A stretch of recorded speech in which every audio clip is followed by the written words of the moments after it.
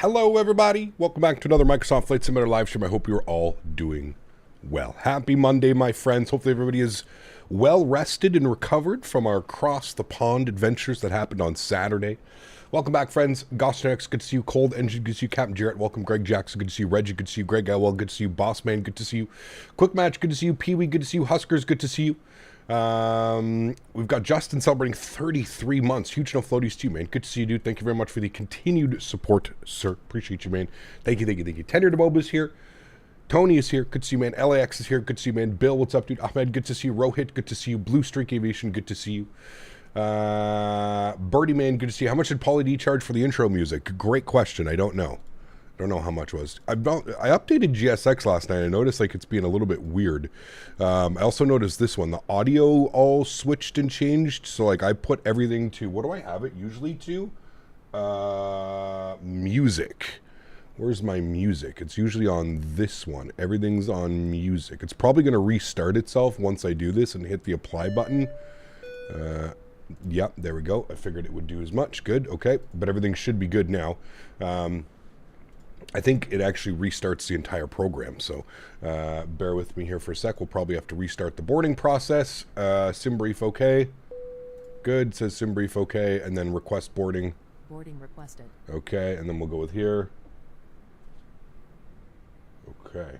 It's still not showing up on there, but anyways, that's fine. He got about to do a flight from Munich to Innsbruck in the 320. Nice. Enjoy, my friend. It's always a great one. Check out this EFB. What do y'all think? I mean, if I'm being completely honest with you, I think that I think that it's taken far too long to get what we have right now.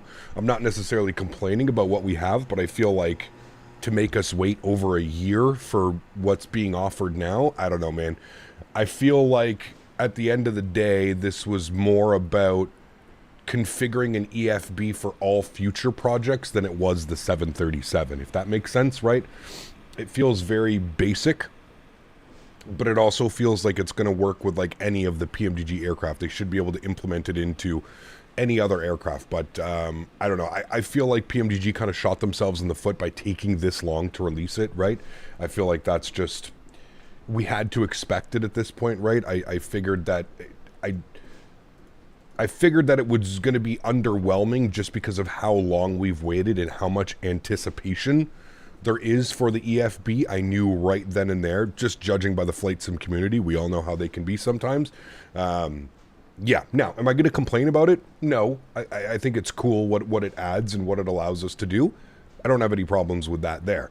But again, I feel like just making everybody wait for it was kind of the thing. So it's still full of bugs. I haven't seen any bugs, to be honest with you. I did one flight last night. I haven't really seen any bugs. Maybe we'll see some today when we do more ops and stuff. But yeah, Digital, good to see you, man. Thank you very much for 24 months, 2 years.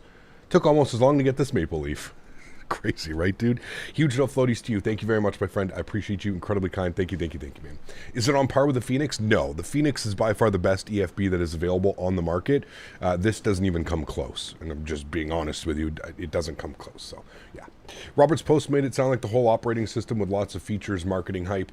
I mean, yeah, in an essence, right? PMDG doesn't really do any advertising or something like that. So, like, on their forums, they're going to try and, you know, hype up as much as possible. I understand that. Like I said, to me, I feel like if this would have released 6 months ago, there would have been no issues. So, slime bag Korean barbecue, never tried it. I haven't tried their Korean barbecue. I'm a little bit turned off by those slime bags. I got a couple of them, Bob, and they just weren't very good. I know it's super hit or miss. Sometimes you get a really good one. Like the last one that I had was First Class Funk, and it was not good. Like, I did not enjoy it. Like, I was like, this is not worth $100. I don't know, man. I feel like they're hit or miss. I've got some bags from them that have been real nice.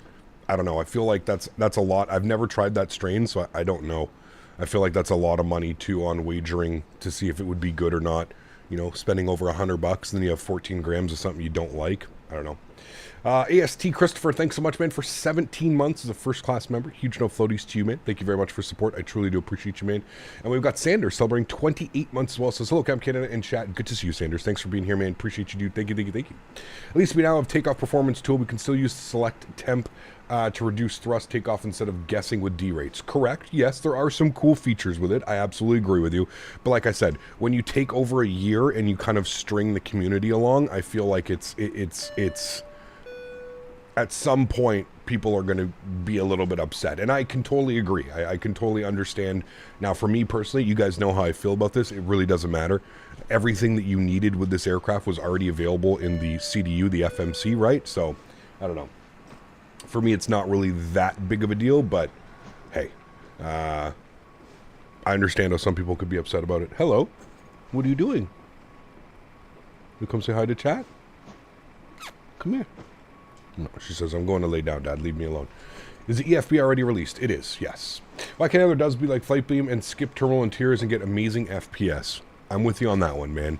I'm with you on that one. I'll never understand, like I said, I'll never understand how somebody wants to play Flight Simulator but also have a modeled interior of a terminal. Like, I don't know, man. It's kind of crazy, dude. Other than, like, maybe making a few screenshots and stuff looking through the glass from the terminal out, like, other than that, it's pretty much useless. You know what I mean? So, anyways, friends, welcome. Hope everybody's doing well. Again, hope everybody had a great weekend. How many people did Cross the Pond this weekend? How many people enjoyed Cross the Pond this weekend? I had a lot of fun. Pretty smooth flight experience, to be honest. Other than, like, the 30-minute delay that we had leaving Halifax for the controller change. Other than that, I mean, the event went super smooth. No holds, no crazy vectors, nothing. It was, had a great experience. Had an absolutely great experience, yeah. Kunal, thanks so much, man, for 23 months. Did you make sure you added the additional apps I sent you for the EFB? Yes, I did see that. It was only a matter of time before we started getting some of those funny funny thing. So huge enough floaties to you, man. Thank you very much for support. I appreciate you, man. Thank you, thank you, thank you. Davis, huge enough floaties to you, man. Thanks so much, my friend. And Kunal, 23 months, says, please bring back the Daisy Cam. I will bring back the Daisy Cam this winter. At some point, I will bring back the Daisy Cam just for you guys. Yes. Gaston, thanks so much for your business class subscription as well, man. Huge enough floaties to you. Thank you very much for support, dude. I appreciate you. Thank you, thank you, thank you, man. MSP scenery tour. We'll get a scenery tour. I just can't do it right now while we're boarding GSX, or it kind of screws everything up with GSX process. So once we're done the boarding, I'll do a quick little tour before we push ourselves back. And do not worry, we are flying back into this scenery today, right? So, and we're going to be back here on Thursday. So we're going to have a lot of Minneapolis over the next week. For those of you that don't know, I do leave very early Saturday morning for World Flight, so I'm off to California for 8 days. So you guys are going to have something to look forward to. Of course, I'm going to be streaming the entire event 24/7 here on my channel. I'll be opening up chat when I'm in the simulator and I'm able to interact with you guys. Other than that, chat will be turned off while I am not in chat and like able to interact with you guys. But the live stream will be up for the entire week, so it's going to be absolutely awesome. Very much looking forward to it. Skyflyer, what's up, man? 20 months is close to the golden leaf. You are, man. 4 more months till you got that golden leaf. Huge enough floaties to you, man. Thanks for your support. I appreciate you, dude. Thank you, thank you, thank you. All right, friends, let's do it. Let's jump inside the aircraft. Let's get this bad boy programmed, ready to rock and roll. We are sitting cold and dark. I haven't touched anything. Actually, sorry, I lied. I've poked a little bit around with the EFB, but other than that, that's about it. So, yeah. You hear about Adam Johnson incident? I did. It's pretty crazy. Yeah, I mean, what? It's got to be the first time something like that's happened where somebody's like passed away or something like that, right? So, anyways, chat, here is the EFB in all of its glory. I've already got a beautiful view set up for you guys. I'm going to do my best to try and utilize the EFB, so all of our charts that we would usually pull up, like using Navigraph and stuff like that, I do have it as a backup in case I can't get this working correctly, but we're gonna have it here. But here is the EFB, or the utility, whatever the fuck you want to call it. I don't know. People are gonna, I'm sure, yell at me for calling it an EFB, because it's not an EFB, it's a UFT or something. I don't know, who cares? It's a fucking EFB, right? Got you. Cool. So, I mean, pretty basic functions. I mean, other than like getting it set up, you just import your SimBrief alias. You just put that in there, and then otherwise it gives you all the options for what you want to do. You have your Navigraph authentication, so you sign into Navigraph, and that will go ahead and link your Navigraph so you can get charts and all that stuff like that. So I like the size of it. I like that it's extremely easy to read, and I will say one thing that I do enjoy is being able to just use my keyboard. That is huge, especially when you're trying to like type in information and stuff like that. I do enjoy that. So I like that you also have the option of having an on-screen keyboard or having it off. So I think that's huge as well. G-Mark celebrating 31 months. So close to getting the next leaf. Looking forward to today's flight. G-Mark, huge enough floaties to you, man. Thank you very much. Appreciate you, dude. Incredibly kind. Thank you, thank you, thank you. Mitchell Taylor coming in with 19 months as first class. Thank you very much, Mitchell. I appreciate you as well for 19 months. And we got Greg Feaster celebrating 13 months just after his 1 year badge. Huge no floaties to you, man. Thanks for your support, dude. I appreciate you. Incredibly kind. Thank you, thank you, thank you. Appreciate it, man. Yeah, so I mean, you obviously got your brightness. You can turn it up, you can turn it down, you can do whatever you'd like. Again, weather source, I have it based off the sim because we're always using live weather in the sim. On-screen keyboard is off, and then the rest of these just come down to personal preference. If you want Fahrenheit and kilometers and meters per second instead of knots and stuff, you can do that. And again, just make sure you do your Navigraph authentication. You click on that, it pulls up like a QR code. You just scan the QR code and then you log in. So yeah, we're on short finally 4 days out. Crazy, dude. Absolutely crazy. I cannot wait, man. I cannot wait. Here are our Navigraph charts. So what we can do, I don't know. Okay, so there we go. So I was going to say, we've got our departure charts, and what we can do is we can go down to our airport charts and we can go ahead and get our airport. And what we'll do is, I think you can hit the little pin button and then everything should be here pinned as far as like airport charts and stuff like that. So I actually do like the functionality of how it's done. It is a little bit, it's intuitive. Instead of just like throwing all your pinned charts, you actually have to go through and like, oh wow, there's our pin chart right there, right? So we know that I'll give you for an example. We know that we're going to be planning for the Orski 3 departure. So if I go to the standard instrument departures and I find the Orski 3, which is right here, we can pin that. And then we know that our arrival, or what we're planning, is the JSON 4. So if I go to arrivals and I go to star, we can have the JSON 4 and we can pin that. And then we can go to our airport charts as well, and we can go ahead and pin that. So now what happens, if we go to our pinned charts, you can see here, airport charts, we have both. We have MSP, which there it is right there, done beautifully. Of course, you can do toggle aircraft icon. You can make it so that it's nothing. You can make it so it's a little dot. I like that they've done that. You can make it daytime. You can make it nighttime, whatever you prefer. And of course, you can zoom in and drag and feature the map around there. Again, I like it. It's intuitive. I think that you can even go full screen, which is really cool.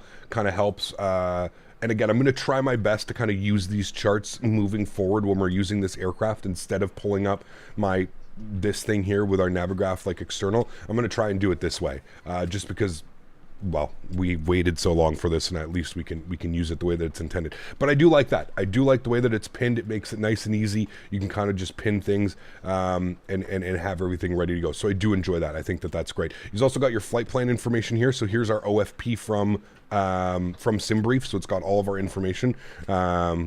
All your weights and fuels and zero fuel weights and planned fuel and minimum fuel and all that fun stuff. So it's got all of that. And then of course you got your home tab, which basically shows you your map. And then you can just one tap request new data from SimBrief. You one tap that in and it gets all your information in here. Your average wind component, all that fun stuff, your zero fuel weights, all that. Pretty simple, pretty basic, but everything's there that you would expect, right? You can go close, and then you got your performance tool, right? So obviously we've got performance tools. We'll work on that as we get our departure performance and all that fun stuff. Again, I think that it's basic, but I also think that there's enough here. Hopefully they can start working on it. What I would love to see personally, and what I was a little bit, I wouldn't say shocked, but I was a little bit, not was shocked maybe is the right word, that we don't have all of the integration that's here. So like our FS actions, our payload, our fuel, our doors.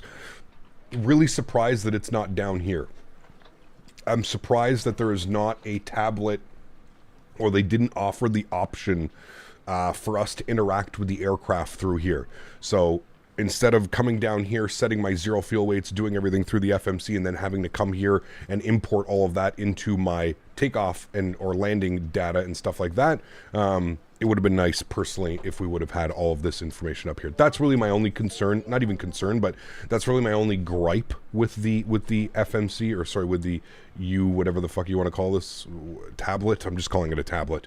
But yeah, that's really the only thing, because I know a lot of people, like myself included, not, I figured if we were getting an EFB or a tablet or something that we would have had all of this information. And again, I can totally agree with a lot of people in the community that say, for how long that it took them to do this is pretty basic, considering we only have two options, really. Kind of basic, right? Like, you would have figured that we would have had like other things available on here. But anyways, I don't know. I'm not going to complain, because you know what? At least we have this finally, and moving forward, at least we have a tablet that's going to be accessible through all of the aircraft. So that's kind of my first initial thoughts on it. We'll see how everything else goes throughout today's flight, but other than that, we should be good to go, and we should enjoy everything. So here's what we'll do, chat. Let's get everything powered up and turned on. Let's go and get our battery switch turned on. We'll get our ground power to the on position as well. Bring life to the aircraft. Let's go all the way upstairs. We'll get our IRS set, left side nav, right side nav. Good. Flows down here. Everything looks good. We'll get our forward fuel pump on. Everything looks good there. Everything is set there. That's all good there. Get a little bit of panel brightness on the upstairs. Good. We'll arm our emergency exits. Chime only can go on. Everything else looks good. Get our window heat on. Good. Everything else is good there. That's good. We're going up to 38,000 feet today. So we'll bug up 38,000 feet. We'll get that. We'll get our logo light on. Beautiful. Cool. Bear with me here for a sec. Gonna open this up. That's gonna be our checklist. I'm gonna put that over here. Good. Cool. Wonderful. Everything is set up there. Happy with all of that. Good. Let's come down here. Let's go to the FMC. Let's start working on some things down here. So we're gonna go FS actions. We're gonna go payload. We are looking for a zero fuel weight today of 136.1, which I believe is what we have in already. Well, that's right. It imports that now, right? From SimBrief or something. I can't remember. Fuel. Does it have the proper fuel? It doesn't. 15,782 on the fuel. So we'll bug that up. Good. 15,000 on the fuel. Good. Return. Good. Everything should be set there. Let's go to FS actions. We're going to go to pause and it. We're sitting on the ground at MSP. So go KMSP. Go ahead and bug up that information. We'll throw that into our reference airport. Good. We'll go to next tab. We'll grab our left GPS. Scroll back. We'll set that. We're going to go to our route tab. We do have a company route today. So we're going MSP to MCI. We'll throw that into there. Our call sign today is Sun Country SCX. I think it is. Yes, SCX 1969. This is a real world flight. So we'll activate and execute that. Beautiful. As for our, we did get a PDC. So we are cleared on the Sólríkt 3 departure. Our flight plan, nothing has been changed. Good. Let's go and grab the ATIS and see what they're doing here in MSP. I believe we're planning 30 left for departure. ATIS information, Sierra, departing runway 30 left, 30 right. Okay, good. So we're going to expect 30 left. Let's come down here. We'll go to departures. We're going to plan for the, what was it? The Sólríkt 3 departure. So the Sólríkt 3 departure out of 30 left. Good. And we're going to have the on-TIJ transition. We'll go ahead and execute that. Beautiful. And then for our arrivals today, it's saying 1 right into MCI. Let's see what the winds are doing here in MCI. Kansas City. October was the Phoenix IEE release. Yeah, I don't know. Rui, good to see you, my friend. Welcome, welcome. What's new about it? The EFB. You have your EFB now. You have an electronic flight bag that kind of has all your wonderful information on it. Okay, Nightbot is still being weird with getting that, so at least we have this. We can go to MCI, we can go to weather, and we can go to ATIS. Sorry, we can just grab our METAR. So winds are 340, it's 7. So again, if we come down here and we go to our charts, which is this one, and we go to pinned charts, go to airport charts, and we go to MCI, that'll load the MCI airport, and we can kind of plan off that. So it looks like we want to go, so they had us on what, 1 right? Probably want to go 1 left. No, I mean, I don't know. They had us 1 right. I'm going to go 1 left just so we don't have some crazy...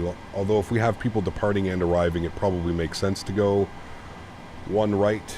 Okay, sure. We'll just plan 1 right. So let's come back down here. We're going to go on the JSON 4 arrival for 1 right.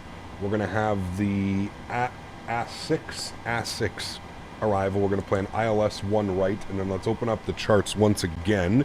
We'll come down here. We're going to go to search, and we're going to go to MCI. We're going to go to approach, and we're going to look for the ILS 1 right. I have to remember that scroll doesn't work. I'm always so used to like having to like just scroll wheel on this, but every time it's bringing me back out. So ILS 1 right, we'll go ahead and pin that. Then we'll go to our pin charts. We'll go to approaches. We'll look at this here for a second. Okay, no problem. We'll come back here. Okay, there we go. So on the star, we're on the star. Where's the star take us to? So the star can take us out to, is the 1 right transition, I believe. It's going to take me a while to get used to reading charts off of this, chat. As you can see, I'm still trying to zoom in, but I should be zooming in on this and not trying to zoom in on my scroll wheel. Okay, so it should be, there's A6, JSON, Sadikis, and then we're coming in like this, and then I'm assuming it's gonna be letting runway 1 right, so Boomer, should be Boomer. So Boomy is, I guess, where we want it to be. This is for 1 left, so we want Boomy. So if we go back to our approaches and we pin this, we should see, I don't know, I don't see Boomy out there, but I mean, it would be better to just take it from like Jilgu or something like that. So let's see if that gives me an option. I don't see Boomy, but I do see Jilgu. So we're going to populate Jilgu, and we'll execute that. Okay, let's go to our legs page. Let's scroll through here. We'll make sure we don't have any crazy discontinuities, which we don't. Good. Let's go to our NITREF. Let's plug in some numbers here. 136.1 on our 0 fuel weight. Good. Let's go to 15.8 on the fuel plan. Reserves, we're going to go with 5. Cost index will be 35. We're going up to 38,000 feet, so we'll bug that up. We'll execute that. I don't know if we'll be able to hit 38,000, but maybe we will. But yeah, this doesn't look like it's worth the wait. I mean, Latin VFR has a good EFB. Come on, let's not. This is far more advanced than a Latin VFR EFB, but let's be pump the brakes there a little bit. I know everybody's entitled to their own opinion, but let's not go a little bit crazy there. 261 at 79, good. The Latin VFR is basically just a reskin of like a default tablet that is made in like a thing. Yeah, no, I wouldn't even compare those. Okay, as for takeoff performance, I think what we're going to do is we're going to go over here and we're actually going to use the calculator and we'll try and work that out. So let's go to performance tool and let's start plugging in some numbers. So import from OFP, I don't know what that does, but select runway, we're going to go 30 left for departure, good. Elevation populates that, runway heading, slope, runway length, conditions dry, it does all that, so that's good. What we're going to do is we're going to import from aircraft so it knows that we've got our weights. Wait, import from, okay, no, I guess we're going to do aircraft because it just slightly changes. Takeoff flaps, optimum rating, let's do takeoff 1. We'll see what it gives us there. Anti-ice off, packs on. Import the weather, -1, winds are 230 at 10, and altimeter is 3023. So we've got the takeoff performance. Then what we can do is we can hit the calculate button, and we've got all of our information here. So that's great. Flaps 5 degrees. N1 is going to be 90.67. So if I look at that, that's going to be 90 point. See, that's where I find this a little bit weird. Is how do we... Now, like, I can't, I mean, technically that would be a derated 2, because, like, it wants 90.67 on the N1. But you can see here we've got 90.03, but that's takeoff 2 derate. So, I don't know, man. We'll go there, that's fine. That's the one thing that was kind of confusing me about yesterday, is like, sure, I can take a derate on here, but it doesn't necessarily match what the FMC does. So I don't know. Oh, the cell temp, is that what I have to do? I have to put 32 degrees. Okay, hold on, I could be, again, this is why you guys are here. Takeoff, oops, pause init, route, init ref, N1 limit. Okay, so it's saying, thank you for that. I've completely forgot about a cell temp. So you have to put 32 degrees. So you put 32 degrees into there. Okay, and then nah, see what I mean? Still, the numbers don't match, which is exactly what I was running into last night. The numbers don't match. I'm getting 91.5, and we're supposed to be 90.67. So, I mean, the numbers are close, and you can see that's a takeoff 1, just like I have here selected.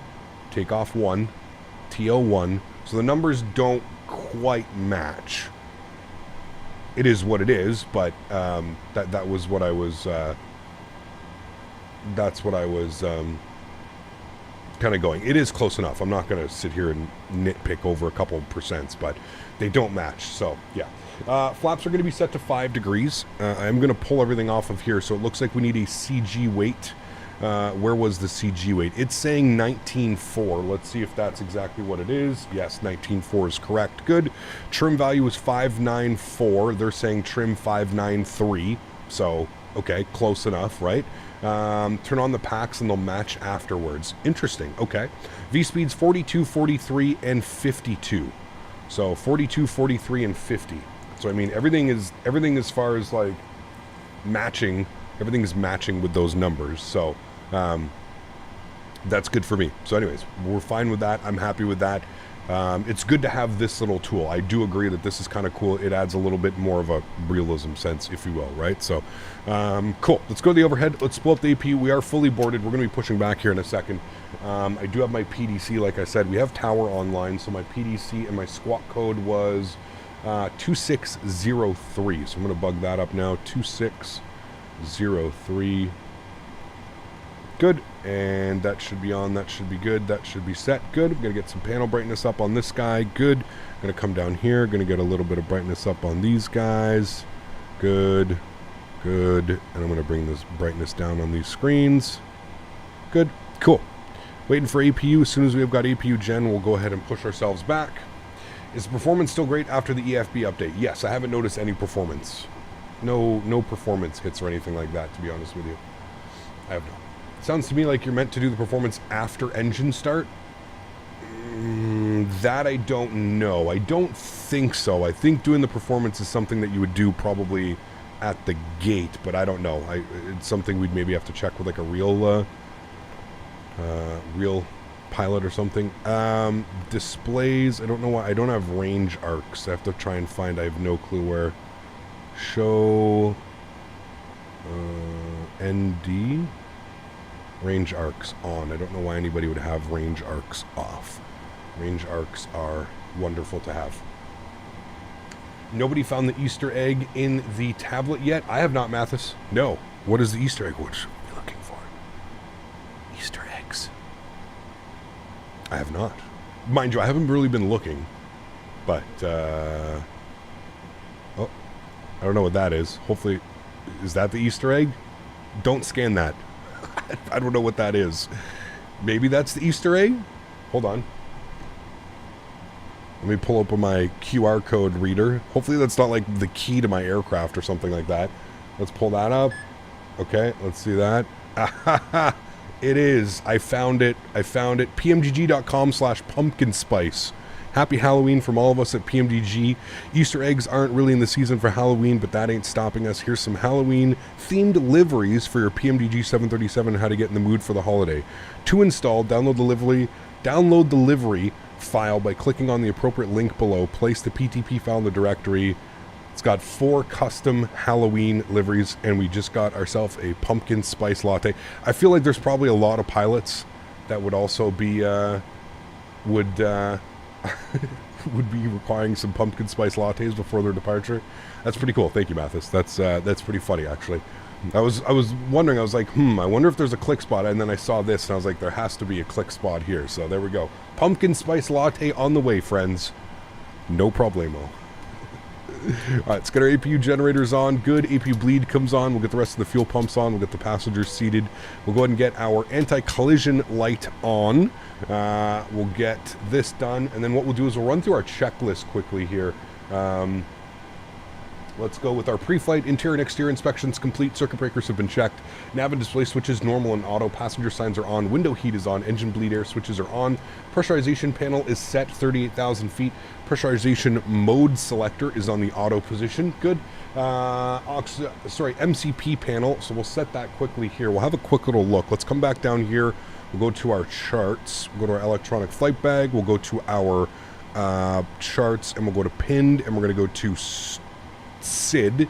So our initial climb off this guy here, we're departing on 30 left. So our initial climb, what is it going to say here? It says top altitude by ATC. Let me see if I have that in my flight plan. Yes, 7,000 feet is in my flight plan. So we'll bug 7,000 feet initial climb was in my PDC. So we'll get that. Good. Servers are running. Nice. Trying to update my PMDG, but servers seem to be offline. Anyone else experiencing the same? No. Cool. That's all good. 7,000, and then we'll obviously bug up our V2 speed 150. That's good. And then just to be safe, as you know, we'll bug up runway heading, which is going to be 300, just in case we need vectors or anything out like that. Good. 300 is set into there. Good. MCP panel is set. Oxygen masks checked left side, checked on the right side. Good. Altimeters 3023 set and cross-checked on both. Good. Flight nav instruments have been checked. Warning and annunciator lights have been checked. Speed brake is down. Takeoff warning checked and closed. Engine start levers are on cutoff. Stab trim switches are normal. Fire warning system has been checked. Radio and transponders are set. We've got our transponder. We just need to be over to tower, which is on 126.7. So bug up tower frequency now. Good. 1267 is in. Radar is off. Rudder and aileron trim free and 0. Parking brake is set with the green light. Flight attendant briefing has been completed. Departure briefing has been completed. Logbook and QRH is on board. Fuel required. We need 15.2. We've got 15.8. So fuel required is good. Pre-flight checklist is complete. We'll go ahead and plan for our pushback now. We'll go GSX, prepare pushback and departure. Good. Let's go ahead down here, and we're going to go to the ground services. We're going to release the ground power. We're going to remove the wheel chocks. No, we don't need to worry about ice warning, so that's fine. Good. Cool. Sweet. Why not yet for the Xbox? I think it takes a little bit longer just because of the security things that need to be passed for Xbox. So I don't worry, man. You'll be getting this on Xbox. I would assume probably within the next couple of weeks you'll usually get it. So usually performance calculations are after pushback because the numbers could have very slightly changed. Each airline is different, but I know quite a few that do it after push. Interesting. Okay.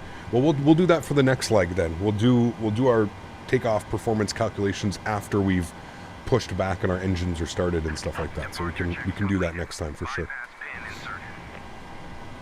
All right, beautiful. Looking good there. That's all set. I'm going to bug that. I'm going to bug that just so I'm not getting indications down there. That's all set, and I am going to request a push and start. I think we're pushing onto an active taxiway. Again, let's come down here. We'll go to our airport. We'll go to U. I'll bring this in here a little bit. Yeah, we're going to have to request a push and start onto Delta, I believe. Yeah, so we're going to go Delta. I'm also going to make this full screen while we're taxiing around. Very nice and legible, I will say that. One thing that I do like about this is it's very easy to read, where I find some of the other tablets are a little bit small, which makes looking at charts kind of like a little bit of a pain in the ass. I do like that this is extremely... It is big. It's very legible. I do like that aspect of it. But we're going to request a push onto Delta. I don't know if I have to, but...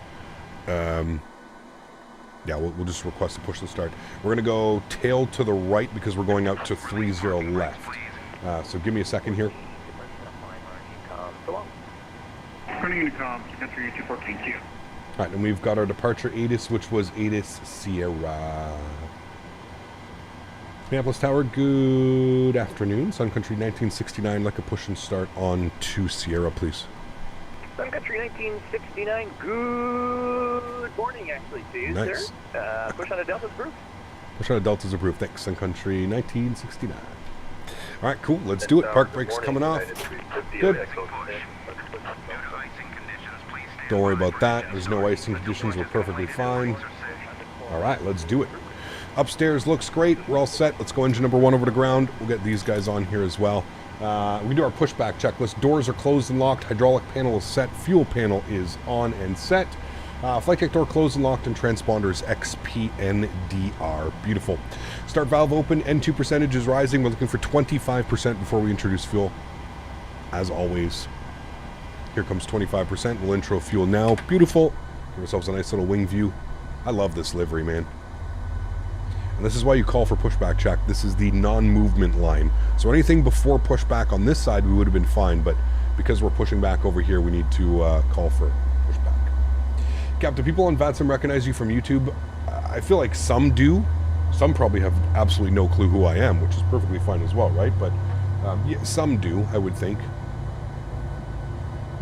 Is your camera config updated so we can press all the buttons and look at the EFB? No, I will update this after the stream. I'll upload my camera config. I really only changed one thing. It was just now I have number 4 on my numpad that is set for the EFB. That's pretty much it. Pretty much it. I'm just going to confirm I have been having weird issues with GSX not closing the doors. Okay, good. Everything is closed. Nice pushback for us today. We'll wait for pushback to complete, and then we'll fire up engine number 1. Perfect. Nice pushback. Engine number 1 over to ground. Start valve open. N2 percentage rising. Again, looking for about 25%.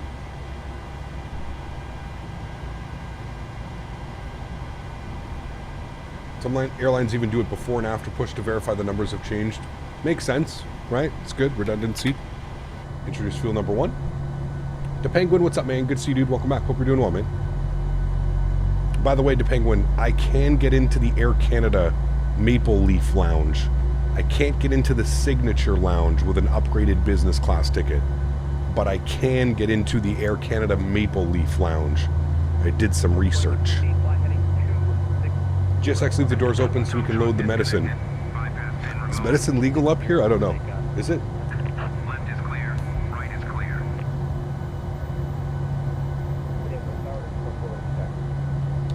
He got briefed from the red non-movement line that shows up on Navigraph app when you zoom in on taxiways.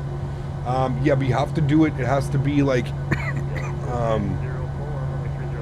has to be like on this map, right? Which you can pull up in the EFB as well. This one right here, the non-movement, the orange line right there. Yes, it is fantastic. It's a great way to kind of like teach yourself as well, non-movement, movement lines and stuff like that, right? So yeah, they don't believe you're a real Canadian or something. No, it's because the signature lounge was too busy apparently. So yeah, weed is legal now. Can't have oils though. Well, that's just weird. How to get JSX to automatically disconnect after setting the brakes? It always makes me menu. There's an option, Edwin. I think it's remove confirm good engine start or something like that. I think is what it is. You know what would have been funny if the barcode you scanned was a Rickroll. Would have been a good one. I still like it that like you scan it, it makes you go get like a pumpkin spice latte. I still think that's actually genius. All right, after start checklist, generators are on. Gonna get you on, gonna get you off. I'm actually just gonna do my flows first and then we'll do the after start checklist. Good. That's all set, that's all good. You're over to Gen 1, that's all good there. Cool. Generators on, probe heat is on, anti-ice as required, air conditioning panel is set, recall has been checked, auto brakes over to RTO. After start checklist is complete. We'll do our taxi checklist as well now. We'll go flaps right down to 5 degrees. Takeoff speeds. Welcome to my home airport, Captain and chat. Hey. Sun Country is a very nice low-cost carrier, above Southwest for quality. Nice. Depending on how long you stay on runway heading, 30 liters is going to put you over my place, Minnehaha Creek and Lake Minnetonka. Lake Minnetonka. Hopefully we'll be able to see it. Not too cloudy here today, so we should be able to see it. Thanks so much, C2A. Appreciate you as always, man. Huge enough floaties, dude. Thank you. Flaps 555 green. Takeoff speeds 42, 43, 50. Thrust is takeoff 90.7. So you can see here that it is, you guys were correct. As soon as the packs are on, that is the D rate 90.7. So it's exactly what the numbers were here that we were expecting. If we go to our performance tool, 90.7, which is exactly what we're getting now, so that's great. Stab trim is 594. We'll set 594 now. Should be good right about there. Flight controls checked, free and clear. Beautiful. Taxi checklist is complete. We'll go ahead and call for our taxi. Minneapolis Tower, Sun Country, 1969, ready taxi, 30 left. Sun Country 1969, runway 30 left, taxi via Delta Whiskey. 30 left, Delta Whiskey, Sun Country, 1969. Nice and easy chat. All the way down Delta, right turn on Whiskey, looking good. Park brakes coming off. Let's go and advance ourselves forward. Beautiful.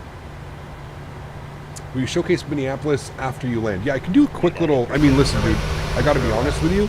This is Flightbeam. This is Flightbeam scenery. I feel like their scenery speaks for itself. Absolutely fantastic scenery.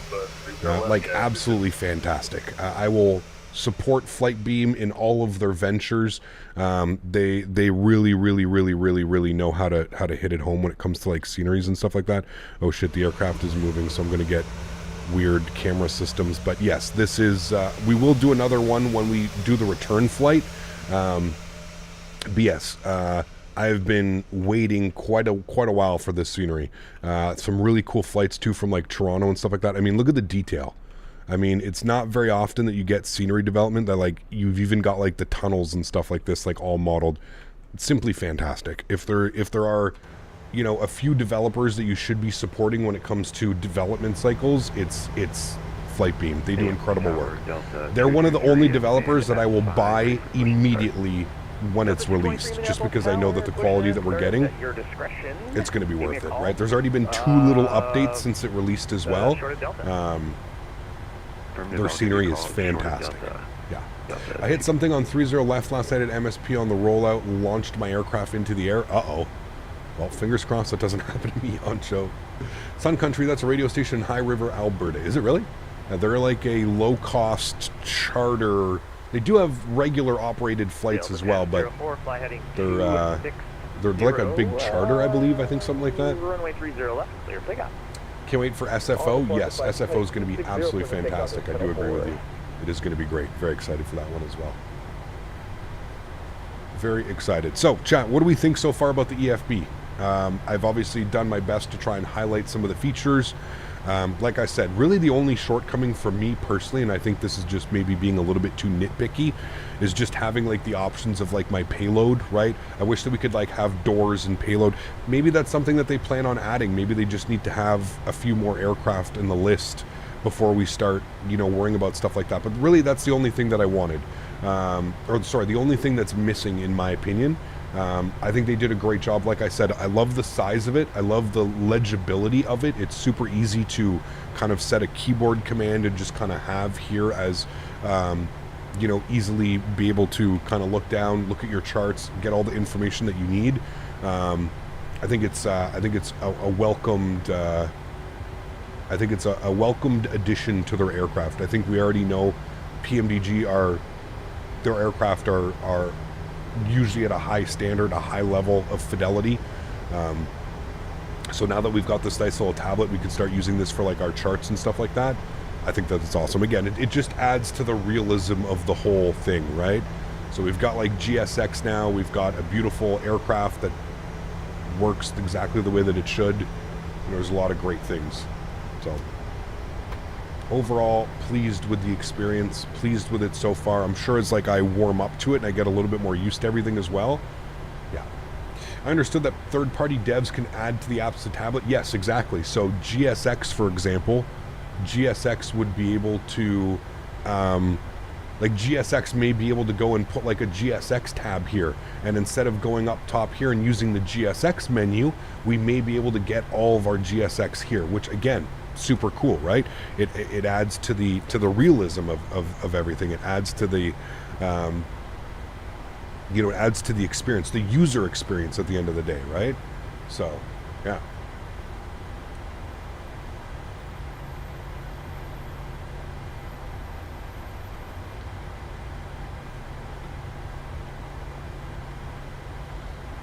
Jacob, thanks so much, man, dropping the $10 donation. Huge enough floaties to you, man. Thank you, dude, for your support. Appreciate you. Sonny, good to see you, man. Welcome back. Hope all is well. You got football as well. Just a question. Do you happen to know any new aircraft coming to X-Plane 12, possibly maybe a 777 or anything else? I don't know, man. I really don't follow the whole X-Plane 12 news anymore, if I'm being 100% honest with you. I've kind of been turned off by X-Plane lately, so I know that there is a 777 and a 787 in development, but when you're going to get those aircraft, I have no clue, man. You'd probably have better luck speaking to somebody that actually streams. Fly heading 260, runway 30 left, cleared for takeoff. Heading 26030 left, cleared for takeoff. Sun Country 1969. All right, beautiful. We don't want that. We're coming down here. Can we take the intersection? I guess we could take Whiskey 2. Wouldn't be too bad. We'll just take Whiskey 2 here. We'll line ourselves up. Okay, before takeoff, runway position 30 left, inside and outside. Beautiful. Flaps 5-5 green. Navigation briefing is complete. Takeoff warning is checked. Auto throttle goes armed. Heading select gets enabled, and LNAV as well. Engine start switches bump over to continuous, and we will go ahead and get all of the lights on. Strobe lights, wing lights, and all of that fun stuff. Good. Transponder goes to TARA. And flight attendants will be seated for departure. Flight attendant briefing is complete. Before takeoff checklist is complete. Enjoy the departure, my friends.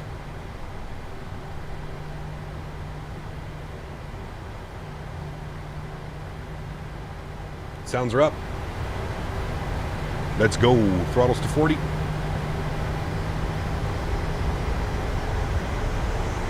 Chrono's on. Toga. Slight nose down pressure. Also my home airport. Took long enough to get a good MSP. Hopefully we fly over Lake Minnetonka. First feeling of winter today. Neutral. Jake, give me a second. I'll reread that donation. Thank you for the support, man. Appreciate you as always, dude. Nice crosswind right now. So we're going to go aileron into wind. Lifting. Rotate. Right rudder, aileron into wind. We go nice and smooth, level us out. Positive climb. Gear up. A little bit too much aileron there, but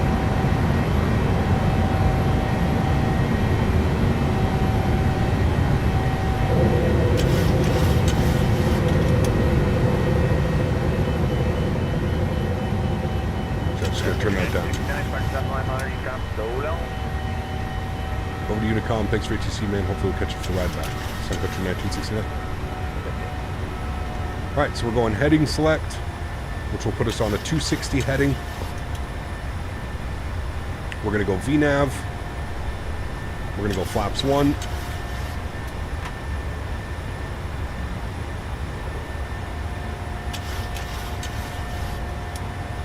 Auto brake goes off, gear gets locked.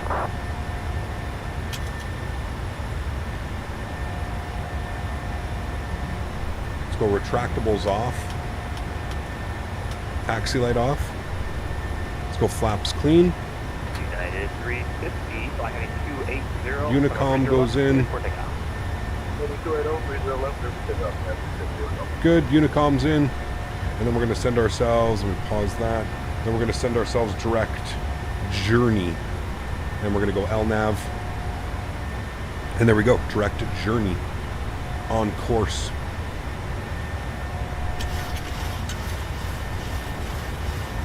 Get a little bit of back trim in the aircraft now. Beautiful.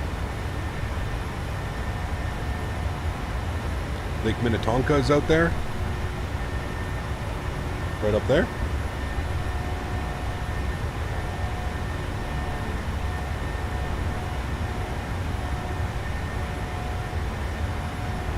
God, it's so good to have this airport back. I haven't done a flight in here, I don't think, since my FSX days. Or maybe my early X-Plane 10 days. I used to do Toronto to Minneapolis a lot. That was like one leg that I loved doing. Toronto, Minneapolis, Minneapolis, Toronto. It's a good one. It's off the right side of the plane. All right, I'm going to throw on autopilot here in a sec. All right, there's our initial climb, 7,000. So we can bug up our cruise altitude now. I'm going to go back into VNAV climb. Good. And we'll bug up our cruise altitude, which is going to be 38,000 feet.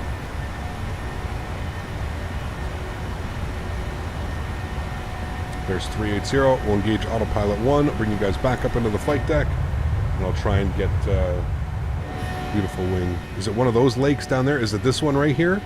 This has got to be lake right here, right? This big one out here. You had pancakes this morning? Nice. Lucky boy. Peek up currently at the airport on my way to Fort Jackson for deployment in the Army. Just wanted to say it was nice supporting you for 8 months, and this is my goodbye for now. Take care, my friend. Stay safe, dude. And hopefully I will see you when you return, mate. Now we just need a 350 and we'll be set with MSP. Yes. Here we go. All right, after takeoff, checklist, altimeters, sorry, wrong checklist, flaps up, landing gear up and off, packs are in the auto position, engine bleeds are on.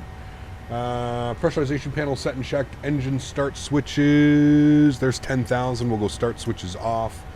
APU is indeed in the off position after takeoff checklist is complete. Next will be our climb checklist at 18,000 feet. Again, we are doing world flight ops, so landing lights stay on till 18,000 feet, chat. And then what we can do is we can come down here, we can go ahead and close that, and then I think what we can do is if we go back to this one, the home page, you can actually see our flight progress. So there's our flight progress. You can also take it off the pinned location, so you can actually just like follow the aircraft through there. So it's cool. It shows you can kind of keep track of your flight and how the plan's going. Weather, I think we can go arrival weather, and you can even pull your weather down here, so we can kind of go off that, which is really cool. I forgot that you can just simply click on that instead of like searching in Navigraph and stuff. You've got all that information here now. You can also search whatever you want to do, right? So like, let's say you're cruising around, you could just put in like Toronto as well, and you could search and you could pull up Toronto, Windsor 31010. So it's pretty cool. You can check like whatever airport that you're going. Again, I like that. I like those types of features and stuff like that. So yeah. So Cap, how does it work? The EFP only available for the NG? for right now, I believe. So I believe this tablet's going to be moving forward. This is going to be the tablet on all of them. So, like the 777 is going to have a very similar tablet, if not the exact same as this one. So, yeah. Good news, right? College Dude, 9 months. Appreciate you, man. Thank you for support. Unbelievably kind. Thank you, thank you, thank you. And I need to replay Jacob's donation because we were in the middle of our takeoff roll. I didn't really hear that. So, Jacob, let me replay Jacob's donation. Jacob, thank you for the support, man. Apparently he doesn't want to do it. It says, also my home airport took long enough to get a good MSP. Hopefully you fly over Lake Minnetonka. First feeling of winter today. Same here, man. I woke up this morning to go take Daisy for a walk and there was snow all over the ground. Ugh. I mean, I guess it's a good thing that I leave for California on Saturday morning, but yeah, snow on the ground here now, man. I don't know if it's going to stay, to be honest with you. I think it's getting warm enough in the afternoon that it's probably going to be gone, but yeah. Can you do a lot on the map with the buttons beside it? You can. Yeah, absolutely. You've got, you can full screen it. You can zoom in. You can zoom out. You can lock the location. And you can switch maps to, like we were talking about, you can switch maps to the new Navigraph. So you can go like all the way down in and even see like taxiways and there's the hold short line that we were talking about that we were showing. So yes, it is. You can do Google Maps. You can do regular maps. It is pretty cool what it allows you to do. It is very high fidelity, if you will. I actually prefer having it on the Navigraph maps. I think that that's absolutely awesome. That way you can like kind of zoom in exactly the way that you needed to, right? So pretty cool. I do enjoy it. I think that they did a good job with it. Switch it to daytime. There we go. You can see your little aircraft down here. You could even, again, lock the location and it'll follow your aircraft. It's good. Yep. I think it is, like I said, I know that there was some people, you know, a little bit disappointed that we didn't have, you know, down here, like the menu, the FS actions, like the fuel, the payload, the doors. It would be nice if we could get all of these functions into the EFB, but again, you have to remember PMDG is as well, you can change them to IFR high, IFR low, and VFR maps as well. So if you're a VFR flyer, you've got all that information down here. So super easy to change all of that when you're on the Navigraph option of charts. You can also go to the Google, which is basically like Google Maps, and it even shows you like where you're flying over. You can see the whole Minneapolis area and region. And honestly, I haven't noticed like any performance hit or degradation. I haven't really noticed, like, this isn't really affecting the sim in any way. So another good thing. I mean, I'm still getting the exact same FPS that I normally would. I don't think I'm sacrificing any FPS. There might be a slight FPS drop when you like go like this and you start loading up some new map areas. You can see down here, if I just don't touch anything and leave it, I'm getting about, oh no, actually there's no real drop. It's probably just the sim doing its own things. But yeah. You can also click on the waypoints. Ah, there you go. Yeah, look at that. And it'll actually say what altitude you should be at. Very cool. So yeah, I would say it is very intuitive for what they have here. It's intuitive, you know. And I'm actually curious to see what the landing dispatch and stuff like that's going to be. Now, what's the difference between landing dispatch and landing en route? Can anybody explain this to me? What is landing dispatch and what is landing en route? Does anybody know? I mean, just looking at these, this is obviously showing me what my VREF and my distance of the landing is, but I'm just wondering what is like the difference between the two. Planned versus real time.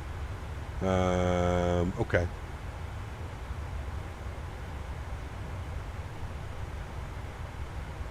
What did I miss, Sonny?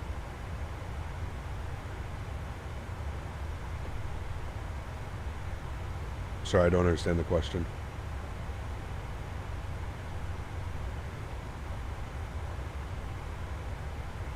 Dispatch is done before takeoff to ensure that you can land at the destination. Ah, okay, interesting.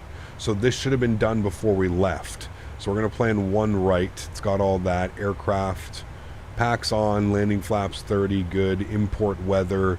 and then you like calculate that, I guess, import from OFP, that's all done, and then you would calculate that, and then it gives you that, and then landing en route would be like our actual weights, what our current weights are and stuff like that, right? Got you. Okay, that's kind of cool. That's cool. I like that. So this gets done technically when the takeoff page would get done as well. Landing dispatch. Okay, cool. Interesting. Very cool. You do need, I mean, you can, yeah, if you don't have Navigraph, you're obviously not going to get the option to switch the maps to the Navigraph maps. But if you don't have Navigraph, you'll still just get like the Google Maps. Like you'll still be able to run the tablet exactly like this, but you'll have, yeah, I noticed that the Navigraph maps seem to load and run far better than the Google Maps. The Google Maps, you can see there's a little bit of a stutter as like they have to continuously load in and stuff like that. Whereas the probably just the way that the servers are, the Navigraph is also extremely well optimized. So that's cool. Actually like the nighttime for it's easier to follow your flight plan and stuff. Okay, we're well through 18,000 feet. Sorry, we got a little bit distracted there playing with the tablet. We'll go standard barrel. We'll get lights off. Good. We'll do our climb checklist. Altimeters, standard, set, and cross-checked.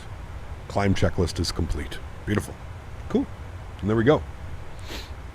I'm doing my best not to open up like the Navigraph app, even though we have it for backup. I think we're good. During the briefing, you calculate takeoff and landing dispatch. Got you. Okay, cool. Thank you. You were addressing the people who were mad about the state of the tablet. I was addressing them? Or was I just saying I know that there's some people that would have liked to have fuel payload and doors and stuff in there. Maybe I missed something, Sonny? I don't know. Just on a 5-hour flight in the 737, ran a great through. Good. Ran great throughout. Ops center is down. I'm not sure. A couple people have been reporting that Ops center was down. I updated my aircraft last night. I don't know. Wish I had this livery on Xbox. Never mind the EFB. Good old Sun Country. It's beautiful. It's a beautiful livery.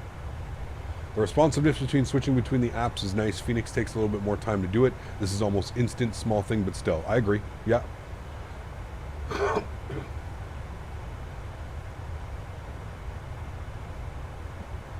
Just ran the Ops Center and getting the same thing. I bet you too many people are trying to update now.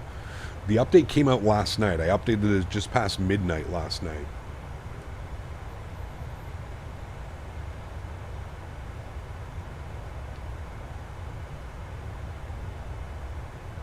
Yeah, I mean, listen, I think, like I said, okay, I understand what we were, okay. So basically what I was mentioning is I said, I don't think, oh my God, look at that headwind right now. Holy shit, 137 knots.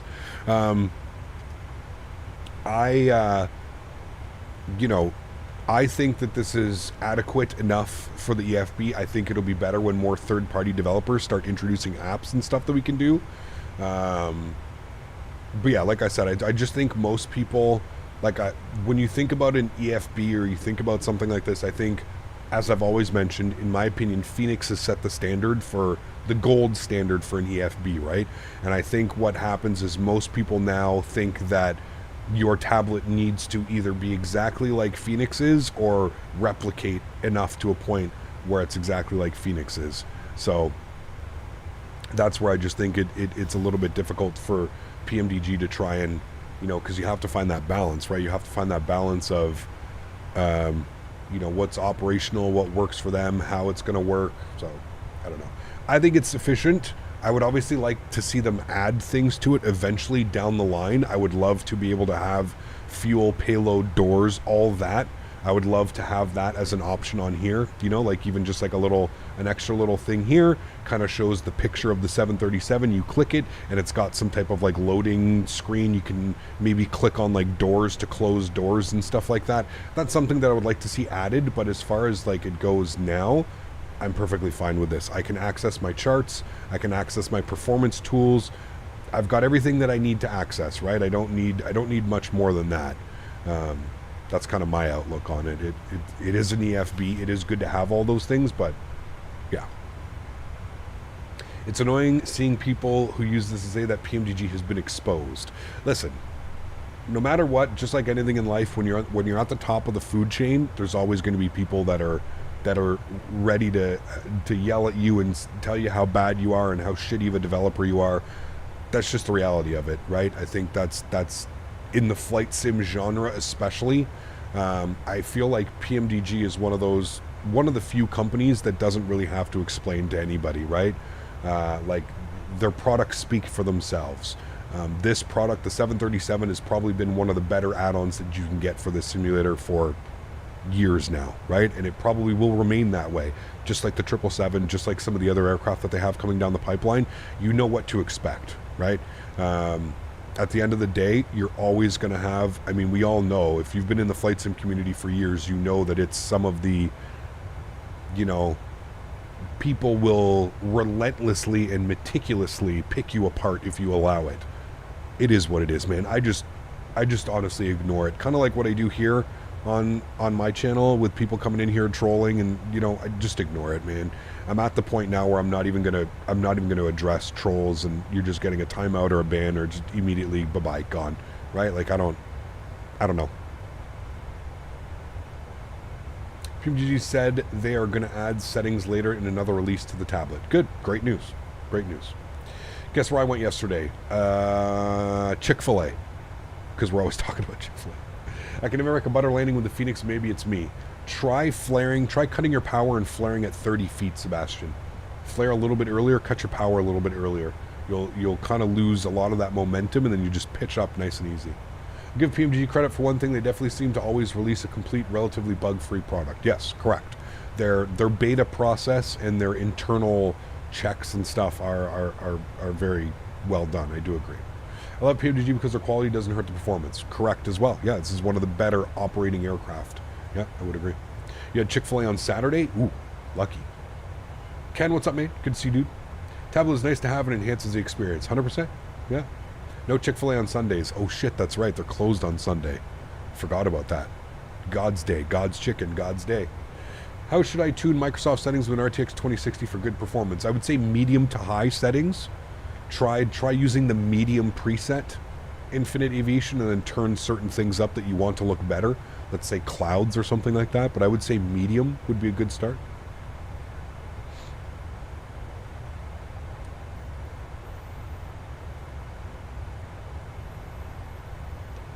Well, Maverick, last week for you, right? You're done Thursday? Thursday is your last day, right? So I can understand why you're pulling your hair out, man. I don't even think he has to go to work Friday, because I think or do you have to go to work Friday? Cap, did you get the upgrade for business class seat? I won't know till Thursday, Diego, 48 hours before my flight. So Wednesday, well, early Thursday morning, I'll know, like 3 a.m. We'll find out, man. Fingers crossed. Fingers crossed we get it. It's Monday. It's not almost Friday. At least the day's work is Thursday. Yeah, see, there you go. There you go. I think I just passed you. Do you have crazy headwind or something? Yeah, man. We're running real weather. I don't know how the hell you just passed me. You're going insane amount faster than me. You must not have real weather on. Real weather is 134 knot headwind. Please, guys, if you're going to fly on VATSIM, you have to make sure that you've got real weather running, or it creates an absolute clusterfuck. Because, yeah, don't turn it on now because you're already well in front of me, so leave whatever you're doing over there, and you keep up that speed. Don't turn on real weather now, because then we're just going to be stuck here with one another. It's running? I don't know. What's your headwind showing? This is real weather. This is what it's supposed to be right now. 133 knot headwind. Yeah, man. Welcome to the fall and winter headwind, man.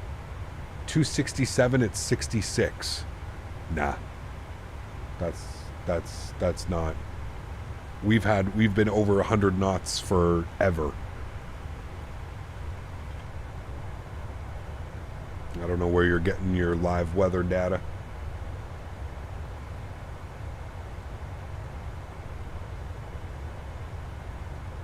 In the jet stream? Oh, dude, the jet stream's insane, man. How's the EFB? Good. Good. Everything that I could want it to be. That's for sure. Are you using a different simulator? I was just going to say, are you using a different weather add-on or a different simulator? That could be the difference right there.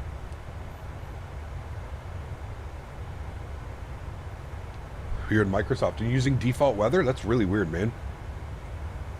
Is it because he's lower? I mean, he wouldn't... Nah, he's not that much lower to warrant almost less than 100 knots of wind. No. It's usually the higher you get, the less headwind you get as well. It's usually the case. Do you know if you have to set up the EFB for each variant? I think you do, but it's fairly easy to find. You come down here, you go to the menu page, you go to the PMDG setup, and you go to aircraft, and you go to equipment. And I believe it's on the page 16 of the equipment flight tablet right there. You see right here? Flight tablet. So again, you go menu, PMDG setup, aircraft, equipment, scroll back to page 16 of 17, and flight tablet. You probably do have to do that. Yeah.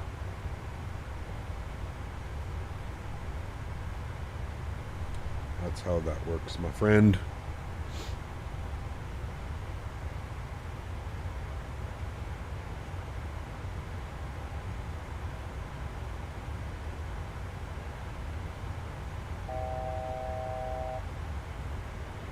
What do you do for business class upgrades? Is just a random chance, or is it first come, first serve availability of seats? You put in a bid request, Abdullah. So it is, obviously you're standing with Air Canada, so if you're a, it helps if you're an Aeroplan member, which I am. I'm an Aeroplan member. It helps if you're an Aeroplan 25K, 100K, 200K member as well. So I'm not quite there yet. I'm on my way to 25K member, but I'm not quite. So there's a bunch of things that factor in. But yeah, usually it's just based off a price. You say, I'll pay $200 for an upgraded ticket. That's kind of how it works. And then they either say, okay, sure, or no, we want you to pay more. And then you either pay more or no. Yeah. So I have my flight request in. We'll see if we get it. Fingers crossed.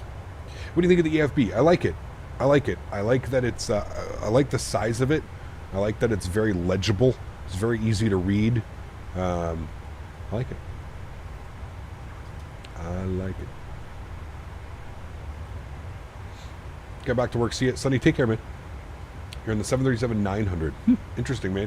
Do you reckon GSX will come to Xbox or an alternative to it? I don't think GSX will. But as far as an alternate, I don't know. I really don't know. Why is our...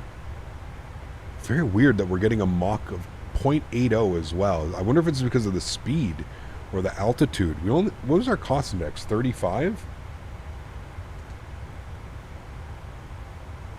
Performance. Yeah, 35. That's really weird. Mach 0.80. Very weird. It's got to be because of that headwind. I mean, the return flights, can you imagine what our ground speed's going to be like on the return flight, chat? Probably going to be up in the 500 and somethings for the return flight. Your recently listed videos seem to be more than 1 year old. Wanted to watch the latest streams. Yeah, Juliet, do I have to give you a little bit of a YouTube tutorial right now? Is that what you're asking me? Okay, so if you go to someone's YouTube channel, right? You go to their YouTube channel. You're gonna see a bunch of options, right?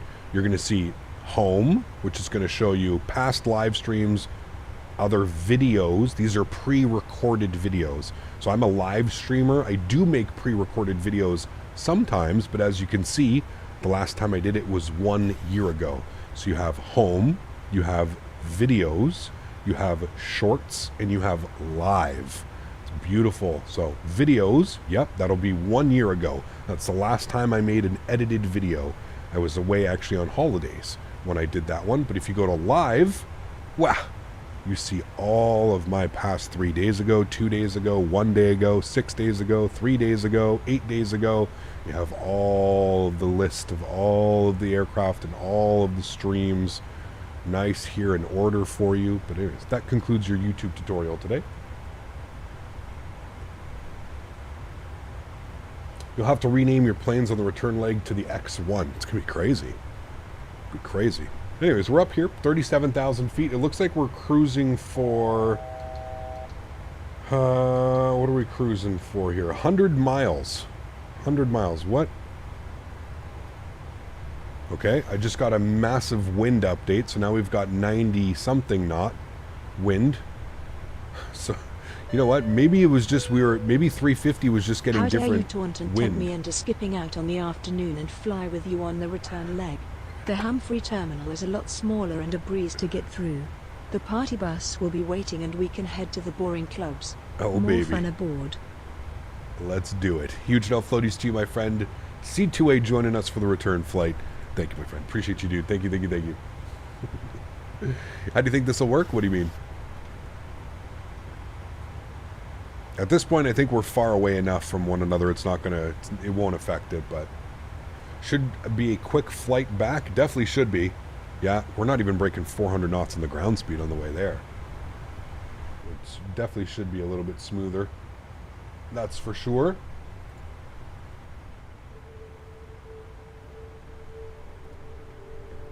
You can see us here on our flight plan. So what we can do actually is we can go to our charts and we'll go to our star. We're on the JSON. We'll go ahead and load this guy up here. Put him full screen. And we can kind of plan for that around here.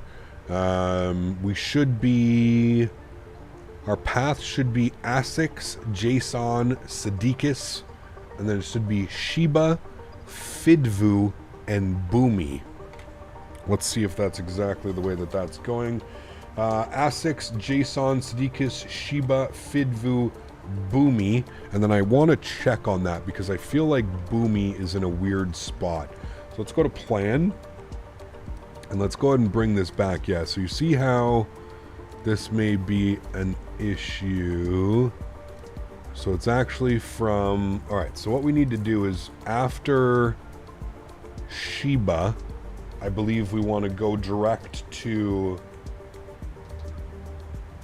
Jilgu. So if I go here... So what did I say? After Fidvu, right? No, after Sheba. So Sheba... to there. Execute that. Now step through it. That's what we want. And there's the nice turn on to final. Beautiful. Cool. We got all that now. This is good. And then we need to be at...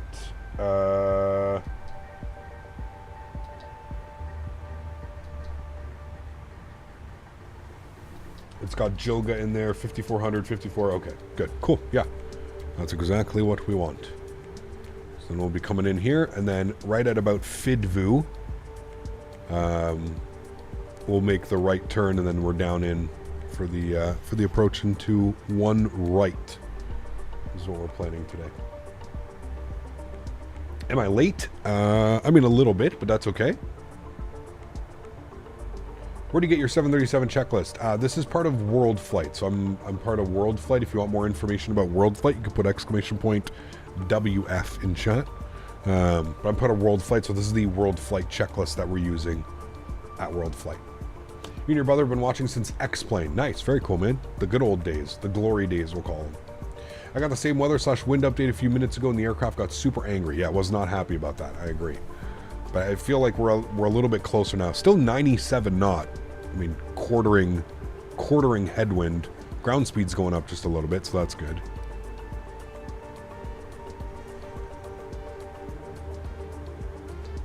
Top of descent is in 75 miles, chat. In school, on my phone, the teacher's grading papers, so I'm chilling. Uh-oh. Don't get caught. Don't get caught.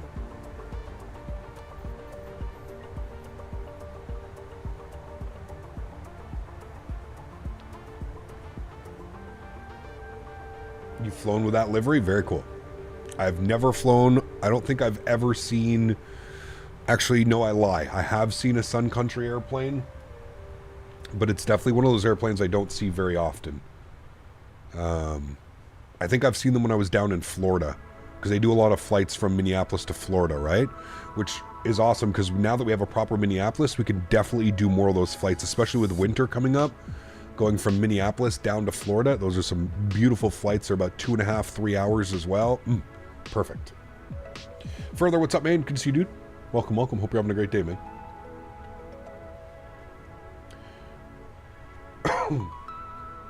The Midwest, grid squares everywhere.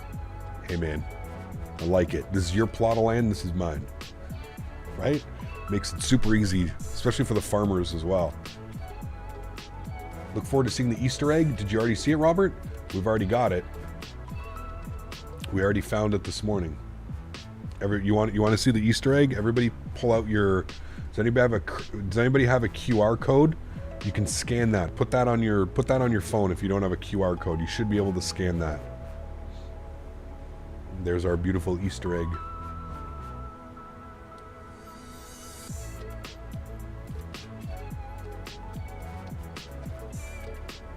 Further, take care, man.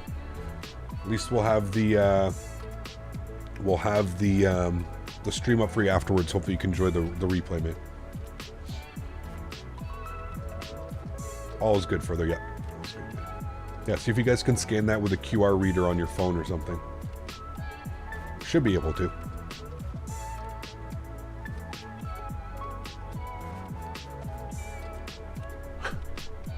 Nice, Reggie.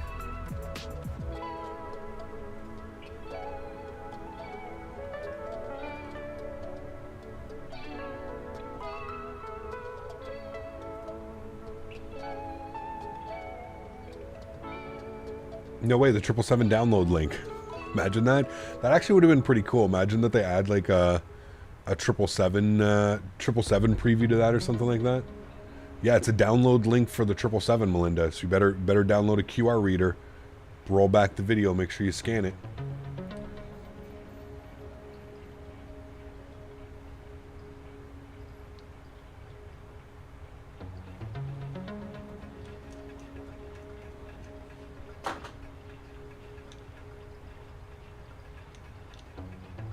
The 777 beta program, yes, correct. Oh, you're being sarcastic. No. No, I'm not. Re-download the installer did not install the new one. I will need to connect to the servers to pull the update. Correct, yeah. I guess the servers are down less. I guess there's so many people trying to get it right now.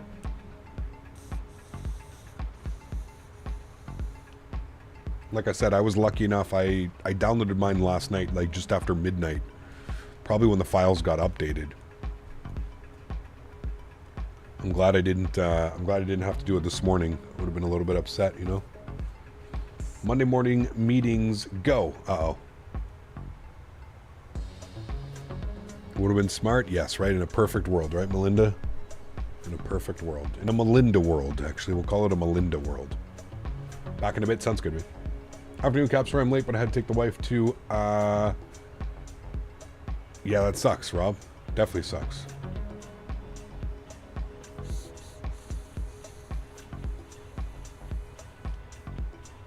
The EFB is out now. It is available. I just came back. What happened to the 777? Oh, you scan the QR code and you get the 777 for free. Wink, wink, nudge, nudge. Just joins. Was the EFB worth the wait? Depends what you're looking for in an EFB. For me, yes, there are a few features that I would like to have seen added, but for the most part, I am pleased with the tablet. I love the size of it. I love that it's super. I love the readability factor in it, and I like that it's like very, very quick. As somebody was mentioning, you click something and you're immediately in. You're immediately. There's no loading. There's no nothing. You know what I mean? Like you click back out, you click back in, you're there. You click here, you're into your charts. It's immediate. There's no waiting. There's no bouncing back between, like, you know how the Phoenix has like multiple different apps that you need to open, that you need to go into and stuff like that. This is very precise and very quick, which I do like, because I feel, especially coming in on like approaches and stuff like that, it's going to be super easy to just like close that, go back here, open up your airport chart. You'll see that that's Navigraph like loading it, whatever. I think that's a bug actually. You go here, you go to your airport chart, you click it, it opens up your airport chart, right? And then boom, you've got your airport chart, you've got all the taxiing information. One click, it makes it, you know, full screen. You can switch between nighttime, daytime, whatever floats your boat, whatever makes it easier for you, right? So I do like that. It's like a no nonsense, I guess, type of approach, you will. So I do like that. Again, clicking between a star, super easy, can go full screen, can zoom in, can drag it around, it's responsive, it's quick, it's intuitive, I guess, if you will. I haven't noticed any impact on FPS, no. I haven't at all. And remember, you have to remember as well, the EFB has technically been installed in the aircraft, I think for like the better part of like 3 or 4 months now. Remember, they added it in an update months and months and months ago. Sometime in the summer, they added this because internally they have been testing and using the tablet for many months, right? It's also been in beta for probably close to 2 months as well. So, yeah. Yours is being weird with the takeoff calculation. So I was having a little bit of issue, Keith, as well. What I was doing with the takeoff performance, just remember that you have to select your cell temp. So when you're at your takeoff page before you select D-rated takeoffs and stuff like that, just make sure you use cell temp. And I actually got the numbers to match up exactly. We had a 90.7 on our N1 for departure. Everything synced up very nicely.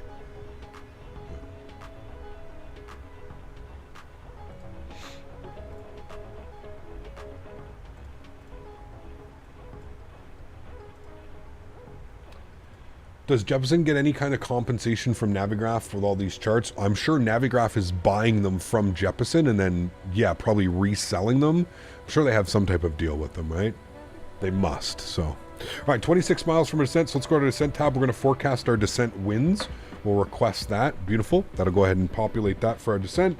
And then we're going to grab our METAR, and we're going to grab METAR for MCI, and we'll see. Actually, why am I doing that? We can just go here, and we can go to our home tab. You hit the little home button. You come back here to the electronic flight bag. How do I get my, how do we do that again? Was it performance? Or I could get all my information. How did I get that? See, I got to learn the EFB a little bit more. No, minimize. I think is it this one? Info? No, not info. How do I get to Navigraph charts? How do I get to the page where I can select? Does it have to be on this? No. It has to be on that? No. You can check stuff. I forget how to do it because I'm still learning the tablet. I thought you could connect it and get information. Minimize. Ah, yes. Sorry, I had it full screen. Thank you. Minimize. So we can refresh our info. Now we can get proper weather and winds here. So winds 330 at 7, altimeter 3043. So we'll plug up 3043 on the altimeter. 3043. We'll plug that into there. We'll load our descent winds. 30.43. Put that into there. Execute. Good. Cool. Wait. 3043. Cute.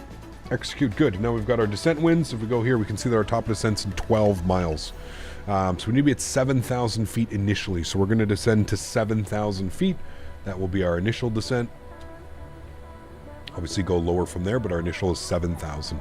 So we'll bug that up. Looking good. Brian, thanks so much, man, for 4 months. It's happy Monday, Captain. Happy Monday to you, man. Thanks so much for coming to hang out. Appreciate you, dude. Thank you, thank you, thank you. Nightbot METAR will be missed. Well, like I said, we can always use the Nightbot METAR, but I'm looking forward to kind of using all of this for, like I said, I have Navigraph. We have the desktop app right here, right? But ideally, we don't have to use that anymore while we're flying this aircraft, and we can kind of do things realistically, right? We can use the EFB for all of our charts and all the information that we need. So that's the ideal thing, right?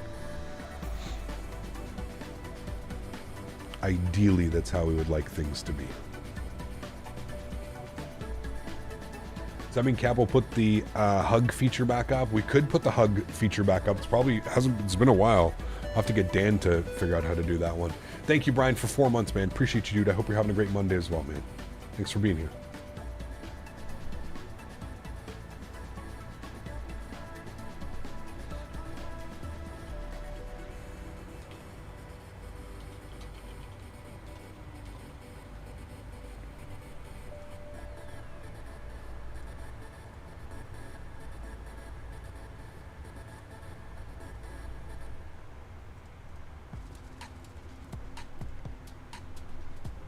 it took so long. Yep, and I honestly, like, I can understand some of the frustration. I'm not siding with anybody on this.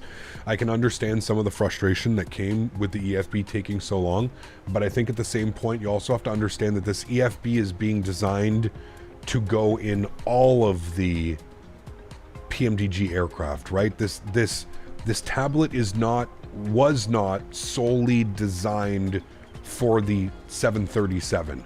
This tablet, and the way that all these features and functionalities and stuff that they plan on adding, this is going to be in every PMDG aircraft moving forward. So every aircraft that we get, if you think about it, we've got the 737 MAX, which is basically a 737, but we have the 737 MAX, we have the 777, we have the 747.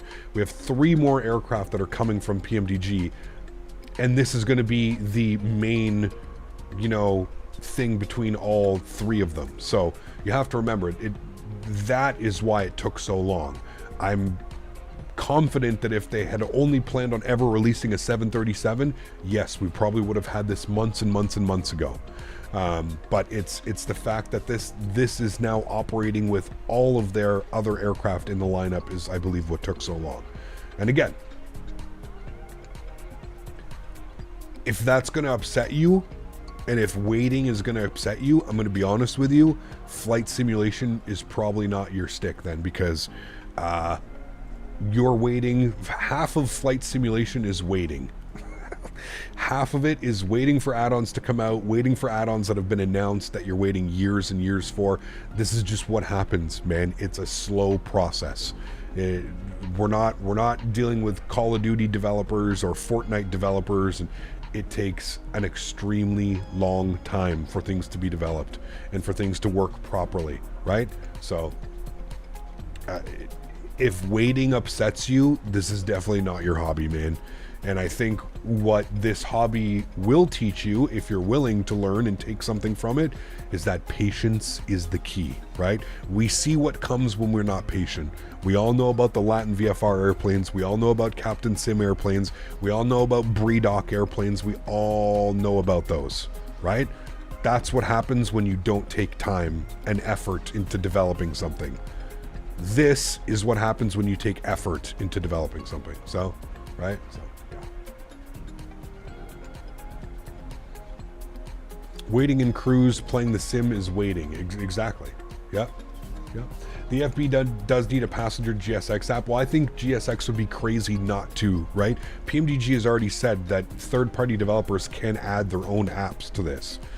So yes, I do agree with you. 100% we should be getting some type of GSX, especially because, like I said, this is going to be the tablet moving forward. So this tablet will be in the 777, the 74, the MAX, right? So, yeah.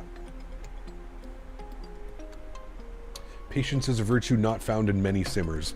I think for the most part, the simmers that have been around it for a while completely understand that. I feel like it's a little bit of the new generation of simmers.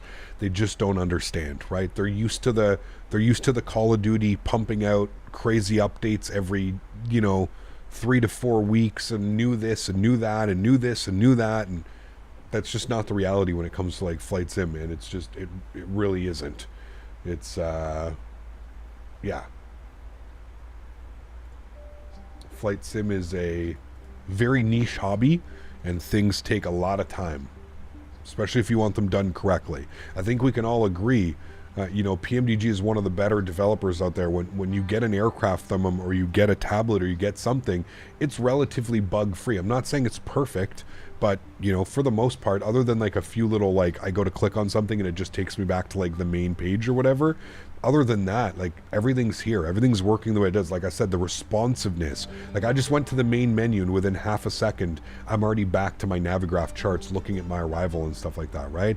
Like, I love the Phoenix tablet. I still think that the Phoenix tablet is probably one of the best tablets made available, but it is a little bit of a pain in the ass when you want to click between certain sectors. You're waiting, you're waiting seconds for things to load and stuff like that, right? This is instantaneously, like someone else pointed out. It's instantaneously the way that it's done. So I'm enjoying it. I think it's fine. Like I said, the one thing that I would love to see added is I would love to be able to go to my menu tab, my FS actions, and be able to do my fuel, my payload, and my doors, and my ground services. and maintenance for that matter, or maintenance can stay in the FMC because that's usually where it is. But fuel, payload, doors, ground services, pushback. I don't know too many people that use the default pushback, but even pushback, all of that should be made available here on an app. Now, I'm willing to bet that yes, this will happen in time. I think this will happen. PMDG will add this function because I think this is one of the highly, judging from what I've seen on the forums and other YouTube posts and comments and stuff, that's one of the big things that people really were expecting PMDG to add, that we were going to be able to do our fuel, our payload, our doors, the ground services from an app here, something like that. Yes, I do agree that that is one that I would also really like to see. But it doesn't mean that the tablet's not good for what it is, right? It's just that's a feature that we would like to add, right? So who knows? We'll see. Maybe it's something that they're going to be working on continuously. We'll have to find out. I know that PMDG is mostly receptive to some of the, community criticisms and stuff like that. So we'll see. We'll have to wait and see.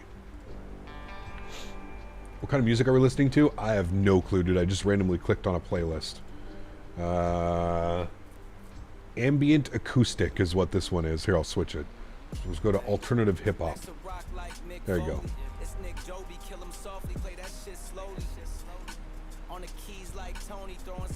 Payload is actually set through GSX now. If you use it, it adds all the OFP values when you start boarding. Correct. Yes. Which is good because, like I said, even if GSX can make a little app or something, right, that pops up here, I think we'd be good. So.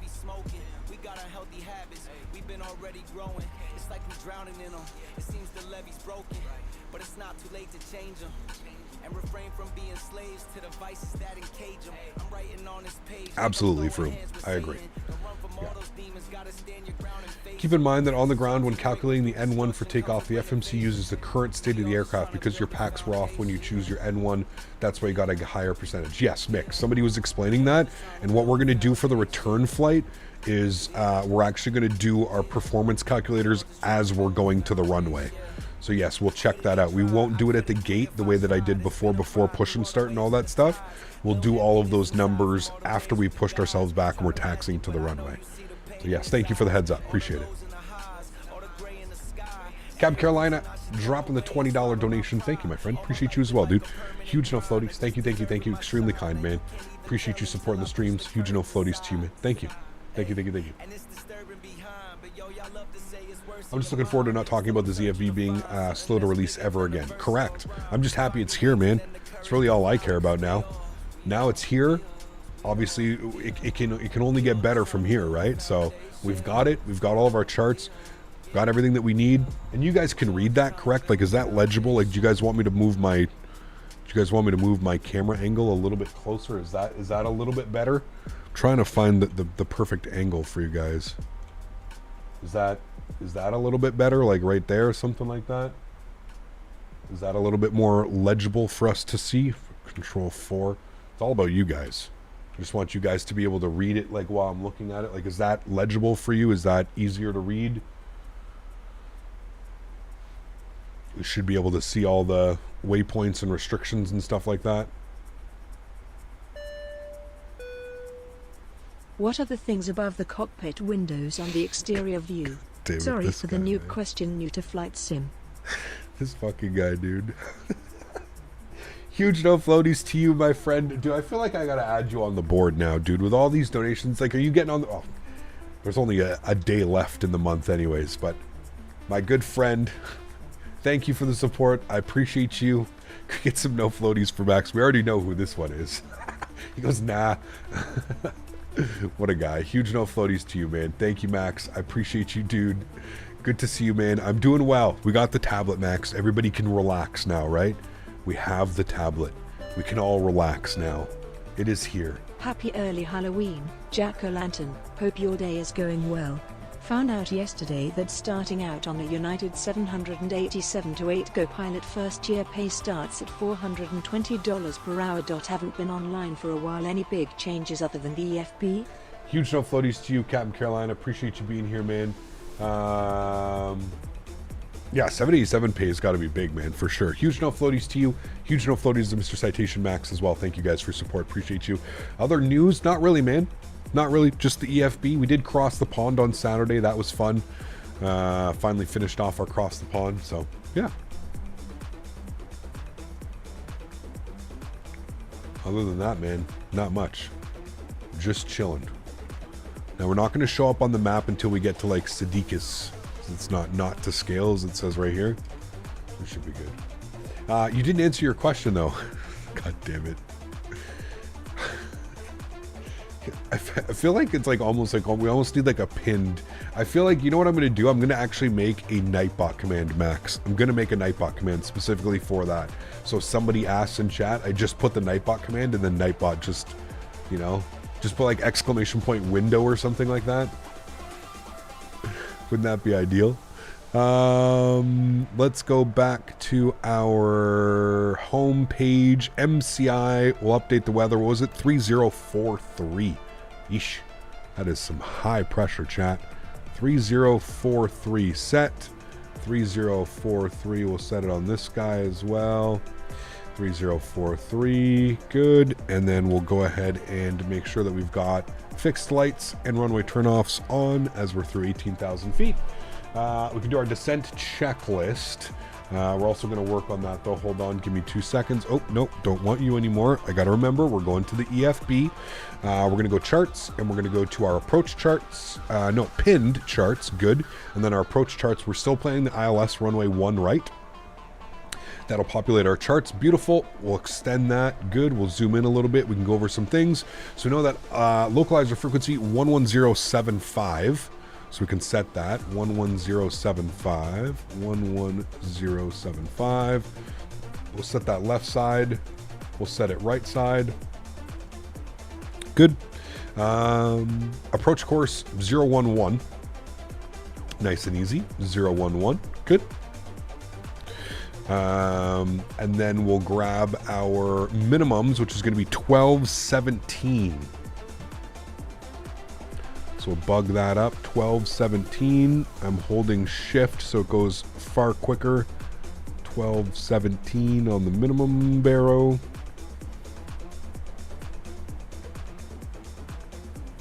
All right, good. 1217 is in. Beautiful. And then what we need to do is we actually need to go do our performance calculator. So let's come over here. We're going to go to landing on route. MCI, Kansas City. We're going to select runway 1 right for the arrival. We're going to go in import aircraft details, which takes our weight, our landing flaps, the packs, anti-ice off, reverse config. We're going to go no credit, I guess is what we need. Auto brake 3, normal, yep. Non-normal conditions, nope, we have all of that. VREF added, we want 5 degrees. We're going to import the weather. 2 degrees, winds are 330 at 7, altimeter 3043. We should be able to calculate that, and there you go. So we've got our VREF speeds 154, we've got our weights, we've got our landing distance required. So now one thing that's really cool is if you want to see the other distance, we can go like auto brakes 2, right? And then calculate. So look where it is right now, 5743. Calculate it, 7588 using auto brakes 2.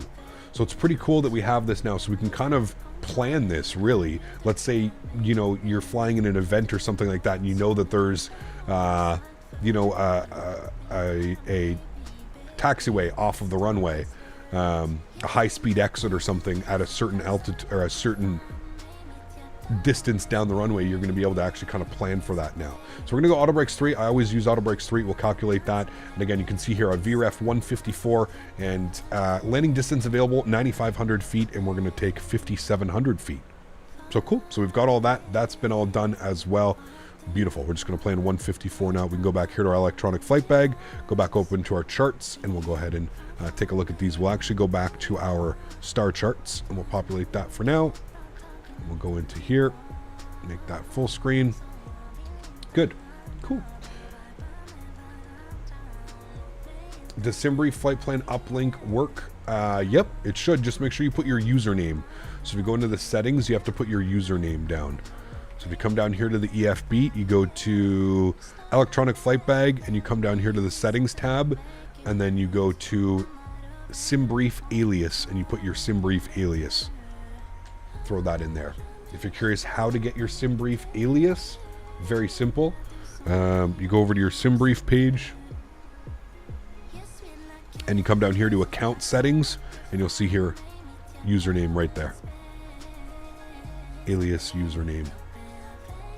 And you just put that right in there. Nice and simple. There's our aircraft on the map coming in.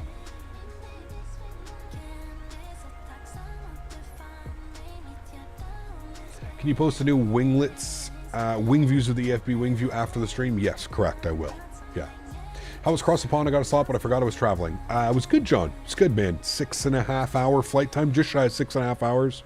We did Halifax to Vienna, thanks to Mr. Skyworker by grabbing that slot for me. He wasn't able to make it either, so. All right, we're going to go auto brake 3, and we know that we've got 154 on the VAP, which, again, it's matching up. We can go flaps 30. It's going to be 154 because we've got +5, right? So, again, if you come down here and you go to the performance calculator and you go to landing on route, 154. So 149 +5, 154. So everything's matching up perfectly. And it's huge. Shows us that we're going to stop in 5,700 feet. Perfect. Perfect, perfect, perfect. I dig it.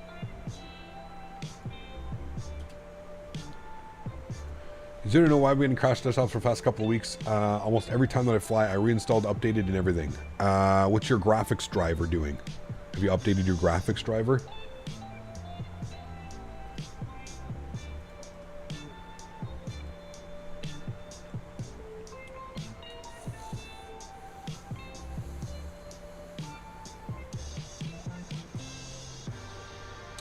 Good luck, this thing crashes the sim pretty frequently. It's really poor quality product. What are we talking about? You're talking about the EFB crashing? I find that highly unlikely, man, but if you're having crashes, I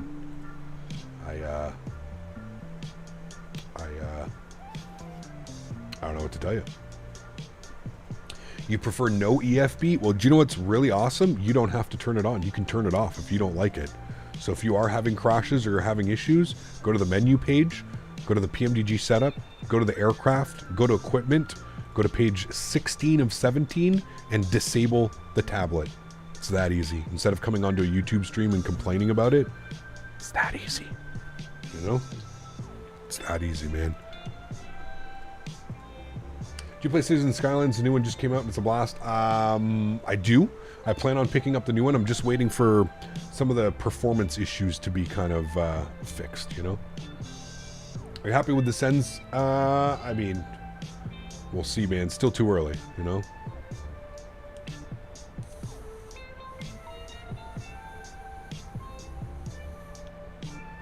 Retired firefighter, how are you, man? Good to see you, dude. Welcome back. Hope all's well. Hello, Captain. How you doing today? Good, man. Good. If you're having crash to desktops, turn off Google Maps. Sure. I always use the Navigraph maps anyways, but yeah. I wasn't being rude to you, Eli. I was being rude. I wasn't even being rude. I was just telling the people that are complaining about it. There's a couple people that I wasn't talking to you. I was just showing you how to turn it off. I wasn't talking about you. You weren't saying anything in chat. I was talking to the people that were in here saying that this is a bad product or that they don't need the product. Nobody was being rude, man. It's okay. EFB before the IEs made me lose a bet. Uh-oh. Eating some sausages. Recommend some Polish white sausages. I don't know if I've ever had those. I don't know what like typical breakfast sausages we get here, but hope you're all cap. How's it going with the EFB complaints? So far so good. Most people are happy. I would say a third are happy, another third are upset that it's taken so long and that it doesn't have some of the features that they were hoping for. And then I would say the final third of people are a little bit on the fence. But there are some very angry people, which is kind of crazy if you think about it. It's not like we had to pay for the, like, you're right. If they tried to like charge us for like the PMDG, okay, I could also understand some people getting upset, but it's literally a free update. Like, and I just showed somebody, like, if you don't want it because it is causing issues, or you feel that this is causing crash to desktops and stuff like that, you can turn it off. It's super simple. Again, menu, PMDG setup, aircraft, equipment, page 16 of 17, turn off the tablet. Problem solved, right? Super simple. That's it. Who hyped it up though, Melinda? Like, who hyped it up? That's what I don't understand the complaint. Like, who hyped it up? It was the community hyping it up more than anything. I don't think PMDG was sitting there putting out advertisements and videos and teasers of like, this is going to be the next best, greatest thing you've ever seen in your life. Like, right? Like, no, PMDG never said that. They said, we're working on a tablet. They never said it's going to be some innovative, you know, nothing we've ever seen before on the market. None of these comments were ever made at any point. So that's where I'm failing to see why people would even be upset about it, is like, right? Where did you see this, Melinda? Where did you see that PMDG was posting that it was going to be the best thing ever? Nobody, dude. The community hyped this all up. This is all done by the community. PMDG never sat there and said this is going to be the best thing since sliced bread, which is what you're basically implying that they are saying, which is not true at all. They said, we're working on a tablet. It's going to be a free upgrade. And even when they released it, they said it's not completely feature rich right now. We plan on adding to it to make it even better. I mean, come on, man. Like, I don't understand. I just don't understand the negativity. I've already gone over it. Did it take a little bit too long? Sure, absolutely. But I think we've gone over that as well today. We know the reasoning why it took so long. The reason it took so long is because they were making it so that it worked with all of their other aircraft, right? Like I mentioned, this will be the tablet moving forward in all the future PMDG products. So that is, in my opinion, what took so long, is just ensuring that the code was going to be able to go from one to the other, or, you know, the 777, the 747. There's more aircraft coming as well, right? So anyways, I think you need to just, you know, little bit of reality check and just understand that, like, just because it's posted on the PMDG forums doesn't mean that it's PMDG saying those things. A lot of the hype about this product was done by the actual community themselves, right? Myself included. I was excited, and I was one of the people saying that, oh, well, the reason it's taken so long is because PMDG saw what Phoenix has to offer and they want to make theirs better. And in certain aspects, I do think that this EFB, just in far, again, I've gone over it, just even switching between going to like my landing data, closing that out, opening that back up, and going to my charts. Do you see how quick that was? That's instantaneously. That's something that the Phoenix does not do. The Phoenix, you have to close it. You got to click on the app. It takes 1 Mississippi, 2 Mississippi, 3 Mississippi for you to launch the app. Now, is the Phoenix far more feature rich? Absolutely, yes. But again, I'm not going to complain about a tablet not having, it does exactly what it's supposed to be done, right, in my opinion, right? So hopefully we do get some other things. I have mentioned it, yes. I would love for them to add the fuel, the payload, the doors, the ground services. I would love for that to be a feature on here, which I'm sure it will be at some point. But again, nobody hyped this up other than the community themselves. Nobody hyped this up. PMDG was not sitting there saying, you guys are getting the next greatest, best thing ever made, and at no point did they say that. The only comments that I saw from PMDG was, we're working on a tablet, it's a free update, it'll be out when it's out. I mean, that's really all I saw. So, hey, to each their own though, man, to each their own. Can you show where you can turn the tablet on and off? I wasn't paying attention. Sure, yes. Go here to the FMC, go to menu, go to PMDG setup, aircraft equipment, go to page 16 and turn it off. Flight tablet, yes or no. So if you think that it is having issues or it's crashing to desktop for you, just simply switch it to the no position, or you don't want the EFB. Some people don't want it. Some people don't care to have an EFB, which there's nothing wrong with as well. So, okay, we can flip this now over to our arrival charts. We'll go to approach, we'll go to the ILS 1 right. You can see here now that we're coming in on the approach beautifully. What do we need to intercept? We need to intercept at about 3,000 feet. So we're going to bug up 3,000 feet on the descent process. We're through 4,700 feet now. Speed's good at 210 knots. I don't think there's any more speed restrictions, right? Nope, no speed restrictions. So we're looking good there. I'm going to arm the ground spoilers. I'm going to bring our speed back down to 190. I'm going to throw flaps 5 degrees. Good. Ground spoilers armed. Auto brake is set as well. Good. Let's go through our approach checklist. Flight nav instruments have been verified. Cabin notification. Flight attendants, please be seated for arrival. Has been done. Altimeters 3043, 3043 set and cross-checked. Beautiful. Approach checklist complete. I'm in the beta of Sim Update 14. No, I'm not. Yeah.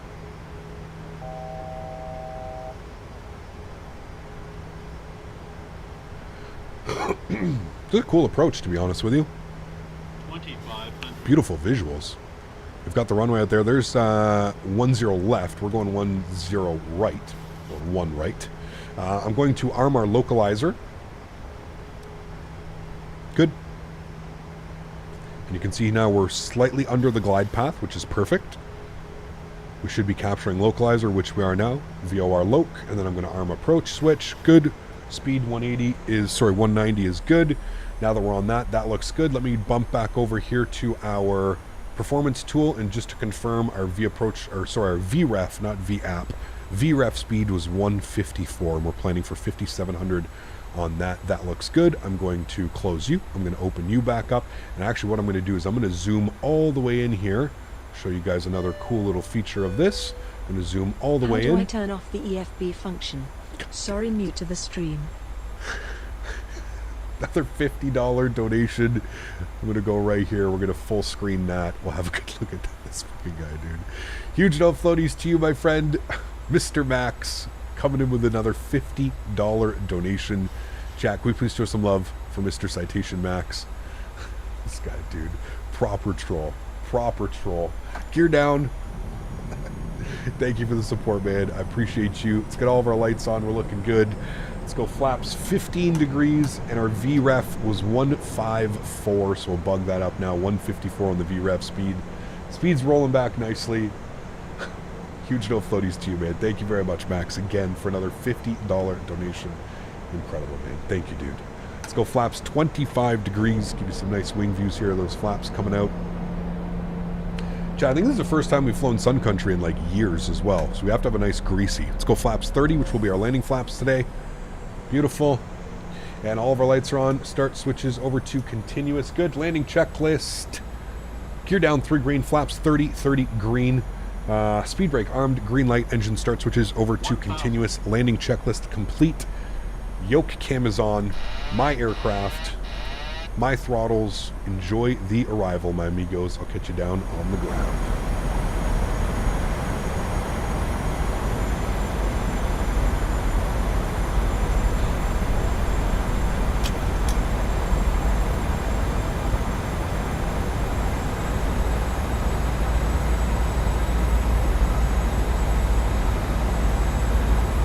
A little bit of quartering crosswind here off the left side. Keep an eye on that. 500.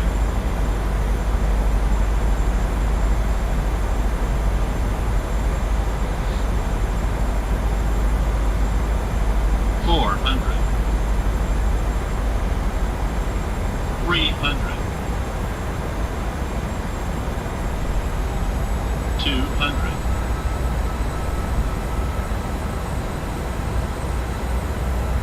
Chasing glide slopes. 50, 40, 30, 20, 10. She's floating. Legal? Okay, barely legal. Holy shit. Nose down gently. I promise I didn't mean to float it that much.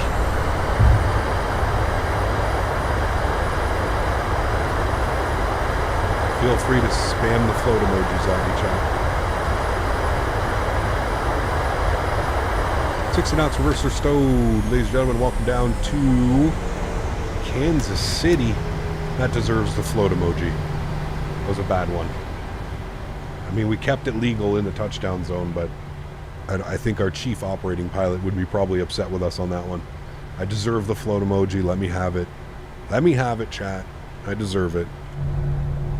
I still had flying the 787 in my brain where it just falls out of the sky. I mean, it was nice. 52 foot per minute landing. Yeah, real smooth, but a little bit too smooth. A little bit too smooth. Alrighty, cool. Flaps, spoilers. Let's kill some landing lights. Welcome down to Kansas City after 1 hour and 10 minutes, just as it rolled over to 1 hour and 10 minutes. There we go. Cool. It's good. Strobe lights are off. Good. Sweet. Let's go and taxi ourselves over to the terminal. We got to go, I think it's actually a fairly hefty taxi now. We're going to go, we're on Echo. Let's go Echo Delta Bravo. And we're going over here somewhere. I don't know exactly where this aircraft is parking. Bear with me. And I will check on our parking stands.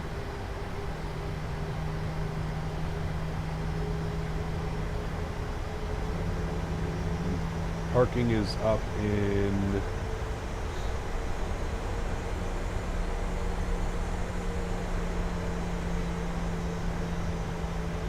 Come on, they don't show any of the parking.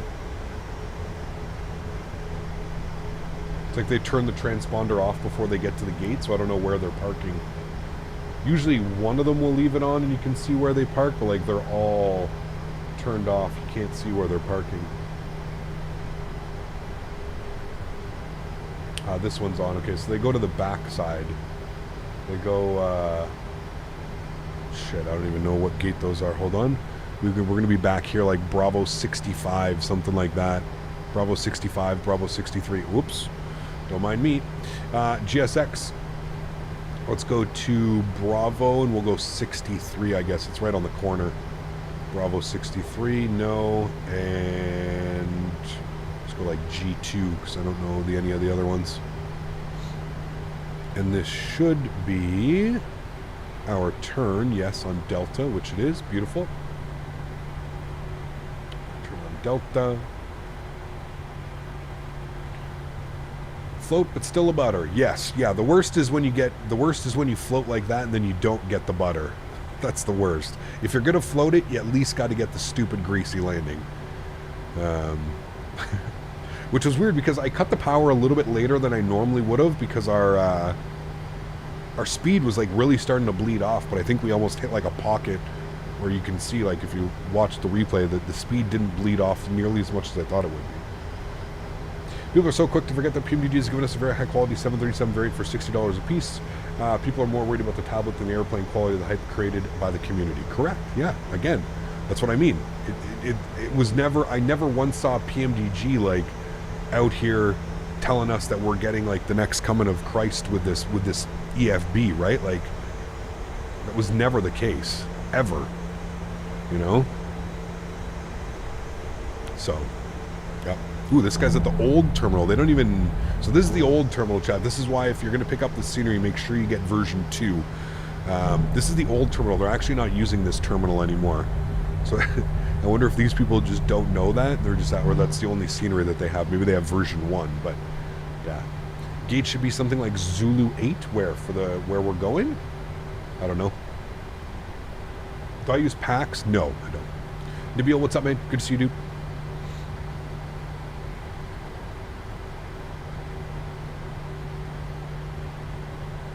ECAP just came in at the right time. Enjoyed the landing. Love from India. Good to see you, Kush. Hope you're doing well, man. Thanks for coming to hang out today. Appreciate it, man. According to Flight Radar, yeah, see, well, I'm looking at it right now. This is where they went in. On Flight Radar, they went in back here. And that looks like a whatchamacallit to me. A Sun Country plane. I don't know, it might not be, but that looks like a Sun Country plane to me. So that's where we're going. Only have default series, so you'll have to send me, you'll see me in a sec at Old B Terminal. No worries. No worries. I believe that this scenery is on sale right now as well, so if you are curious or interested, I believe that this scenery is on sale right now. We want to go up on, yeah, okay, we can go here right onto Lima and then go into Lima 1. That's what we're going to be doing. Do you fly to Riga when we finish it? Of course. Absolutely. I love that airport. You'll have to send it over when it's ready, man.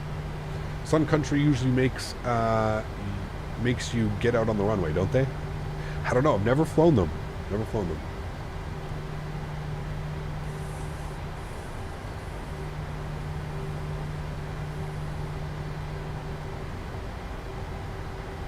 He got love and look at the EFB YouTube video tutorials and stream. Awesome, Keenan.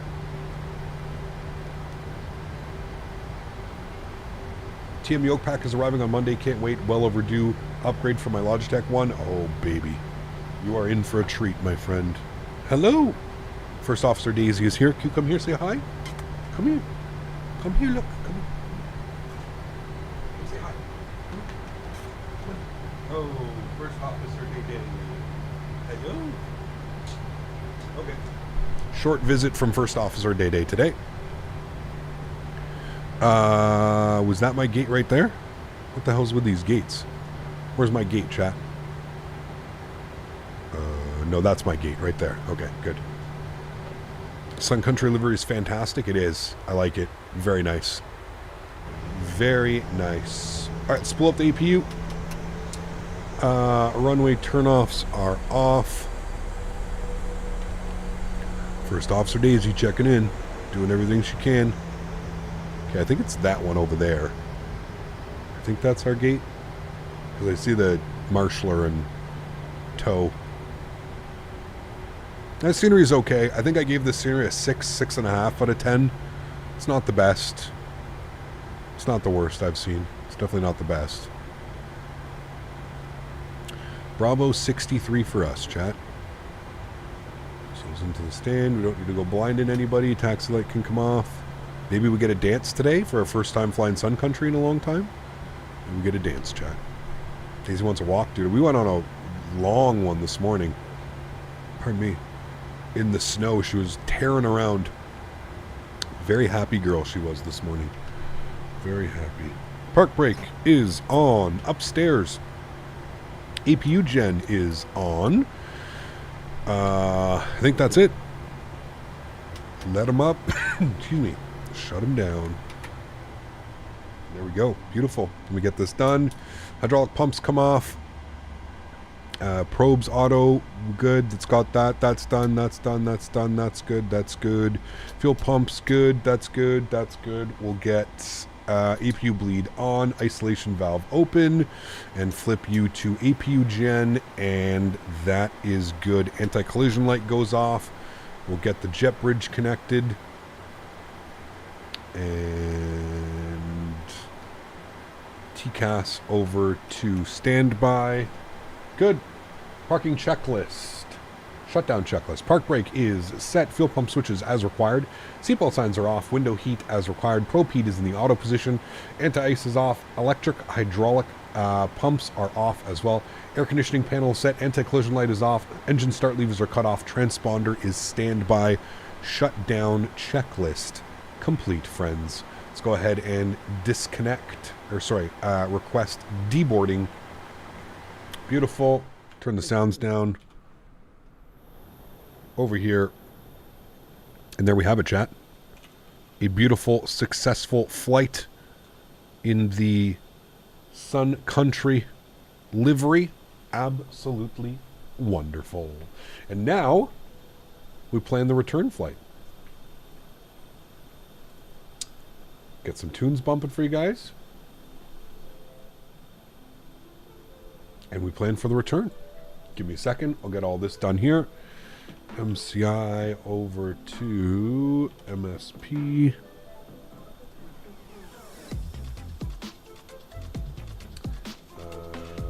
Okay.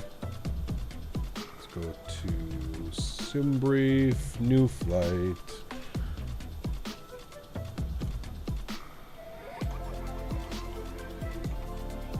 KMCI, KMSP. Going to be in the 737-800. Good. Economy config. They're having us land 30 left again, which should be fine. Everything's good there. Cool. Passengers 171. Generate. Beautiful. I was watching Cali Crew stream and they used the same checklist as you and the instructor pilot said not to respond with as required. He said to respond with current switch position. Like anti-ice off. Probably, yeah. Yeah. I just assume it's off because you usually would not have anti-ice on the ground and stuff like that. But yeah, sure. We should purify the plane in the waters from Lake Minnetonka on the return flight. Is that what we have to do? Would make sense, right? Cold in here. I turn the fan off. Cool. All right, cool. We got that. Will you be flying to the new? We did that the other day, Jack. We flew, and if you're curious, you want to see the stream on that. We did that the other day. We will be doing that again on Thursday. I think we're going to do that Thursday. Thursday we're going to do, I think it's Delta Ops. I think it's Delta that operates between MSP and Winnipeg. So we'll do that on Thursday, and then Thursday evening stream we're going to go to Chicago Midway to wrap up the week flying. I don't need that anymore, actually. I'm just going to close that because we're going to use what we're using in the EF with the tablet, sorry. Okay, let me go ahead and file off my flight plan. Get this all done now. Let me come over here.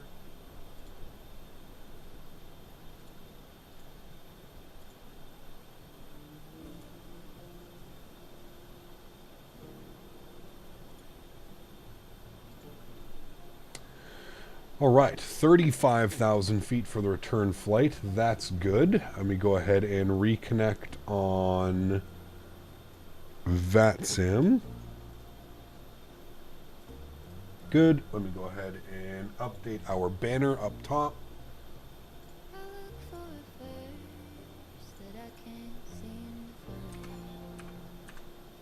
Is that my doorbell?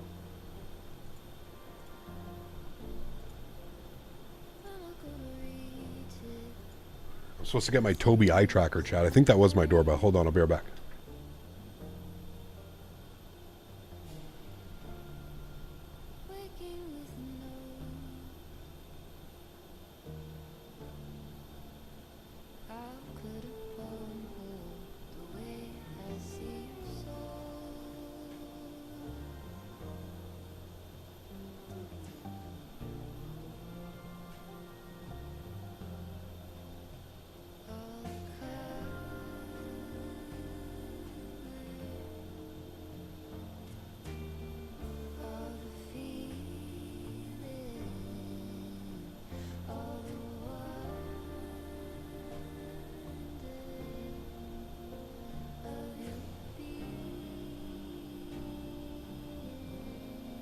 It is my Tobii eye tracker, chat. There we go.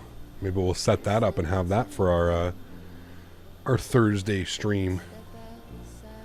We get to do a practice flight in a real 737 sim.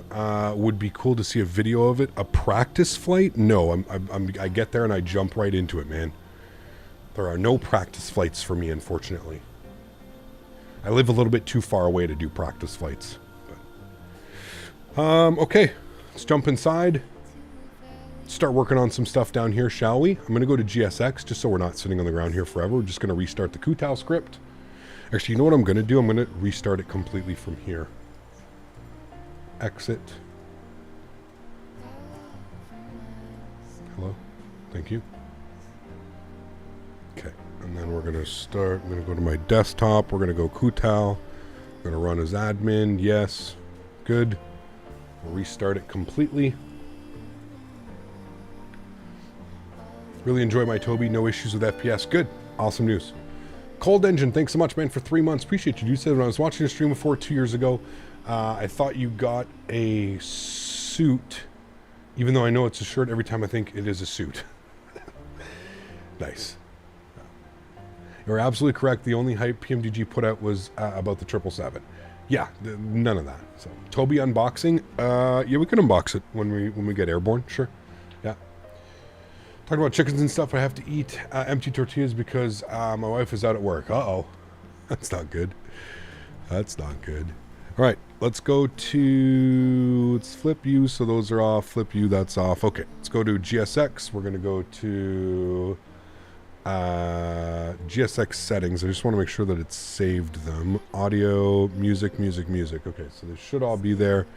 That's good. Okay, cancel. Let's go to GSX. We're going to sim brief. Okay. Why am I not getting... Okay, there we go. Sim brief, okay. Good. 171 on the packs. Good. We'll go request boarding. Good. We're going to go with G2. Good. And there they should have it. Beautiful. So it should know what to do now with all of that. Cool. So let's come down here. Oh, hold on. I need to do my plan. Export selected. Good. Close. Good. Cool. Let's go to our route tab. Company route. KMCI going back to... no, crew's already on board. Good. Going back to KMSP. Put that into there. Good. And our flight number for this return flight is Sun Country SCX 1970 is a return flight. We'll activate and execute that. Beautiful. Let's go to our departures. We're going to plan for departure out of 30 left. We're going to be on the Royal 1 departure. Sorry, 10 left. Royal 1 departure, 10 left with the Taunts transition. Execute that. Good. Arrivals. We're going to plan for the NITS 3. Find that on the list here. NITS 3. Good. And we're going to plan for 30 left. Good. And we're going to have it via the ROC transition. And we'll plan ILS 30. Now, here's what we'll do. We'll come up over here. In order to do this, we're going to come back here. We're going to go to home page. Minimize that. We're going to request new data. So there we go. So that's going to pull our new data in. So you can see here, departure, MCI, arrival, MSP. Good. Ooh, winds are spicy. 230, 10 gusting 19. That's going to be a spicy arrival. It's going to be a spicy crosswind. Okay, so that's all good. So then we can go back to our charts, and I want to see if pinned. Okay, so pin charts are still there. So we can go ahead and remove all of the pin charts. We don't need those anymore. We can keep actually our MCP airport information because we need that. Actually, you know what? We actually need... we go search. We're going to go MCI. I should have kept the airport charts for this airport as well because we're going to need those. As far as our star goes, we're going to be on our SID. We're on the Royal 1, so we'll pin that one. And then we can go to our arrival airports, and we can plan for our star, which was going to be the NITS 3 RNAV arrival. And then we can go to our approach. Now, we are planning for the ILS 30 left. So we'll find that on our list. Here it is right there. We'll pin that one. And then what we can do is we can go to pinned charts and we'll go to approach and we can look at the ILS 30 left and we can see here. So we're going to be coming in on our approach. We're going to be on the star. It's the NITS. And you can see here the NITS ends. Where does it go? It takes us out to Cando. That's expecting landing runway 30 left or 30 right. So from not Cando. So if we go to our approach and we look at the ILS approach, you can see here that it takes it in from Cand. Now, I don't really see that anywhere on the list from here. I don't think it was an option in the FMC. Unless I do see it down there, I don't. So those are the only options. So we're just not going to choose anything. It's probably going to be radar vectors. So we'll go ahead and execute that the way that that is. We don't need to choose an arrival approach or anything like that. You can see here that it goes Cand and then Hapton. So where's that on the list? Let me come down here. Let me go to the star, the NITS. So Cand and then Hapton. So I think I did see Hapton. So it does take us Cand and then Hapton is right there. So that's my mistake. So if we go back here to our arrival, we plan everything the way that we just did. So we'll select everything again. Select you, Rock, ILS 30, and then Hapton is what we will suggest. So we'll select that. Okay, good. And then we should have all that. And then we'll fill out the discontinuities if we have any, which we don't. Everything looks good there. Beautiful. Cool. Awesome. That's all set now correctly. We've got all of our charts up there as well. So that's great. We can go back to our airport charts. Pardon me. We can go to MCI airport charts. We need those so then we can zoom in. As well, alternatively, you could just go back to the home page and you can actually use this. So if I go widescreen, you can use this as well as your airport charts, which is the Navigraph. I forget what these are called. These are like the Navigraph, like high detail. And they actually show like everything, like even the lanes, like S3, S2, S1. These are all things that you would have to get on like the parking page and stuff like that. So cool. How's the EFB? Good. Still learning it a little bit. Still intuitive. Oh, I didn't mean to open that. Still learning it a little bit. Still like intuitive. I've been enjoying it. So yeah, speaking of which, we can go to our performance tools now and we can actually go ahead and you know what, we're going to do this after we depart. So we're actually going to import from that. We're going to be departing one left. We'll pick all of that up. We'll go ahead and calculate all of these. We can import from aircraft or aircraft from OFP. Okay, so we have to wait for the aircraft to be fully loaded. So we're going to wait till pushback before we do that. We can update the weather and stuff like that. That's fine. But we'll do everything else afterwards. So the altimeter is actually changed to 3040.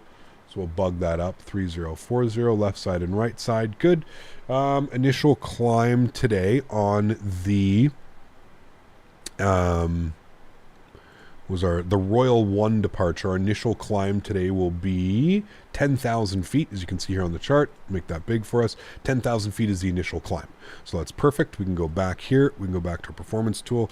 So 10,000 feet will get set into here. Wonderful. And then we'll wait for our V-speeds and all that till after we push back.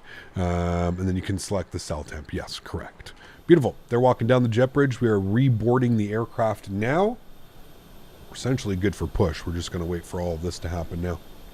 Does anyone know if this is coming to Xbox? The tablet, it should be coming to Xbox, yes. I'm going to do some stuff down here on the FMC, though. We're going to go to our NitRef. We're going to plug in some numbers. So we've got 134. Oh, wait, shit. I haven't done that yet. Menu. FS actions, payload, 0 fuel weight was 134.2. That's good. Fuel for the return leg, 14,500. So bug up 14.5. Good. Return, init ref. Plug in some numbers. 14.5 on the fuel. 0 fuel weight's going to be 134.2. Good. Reserves, we're going to go with 5. We're looking for a cost index of 35.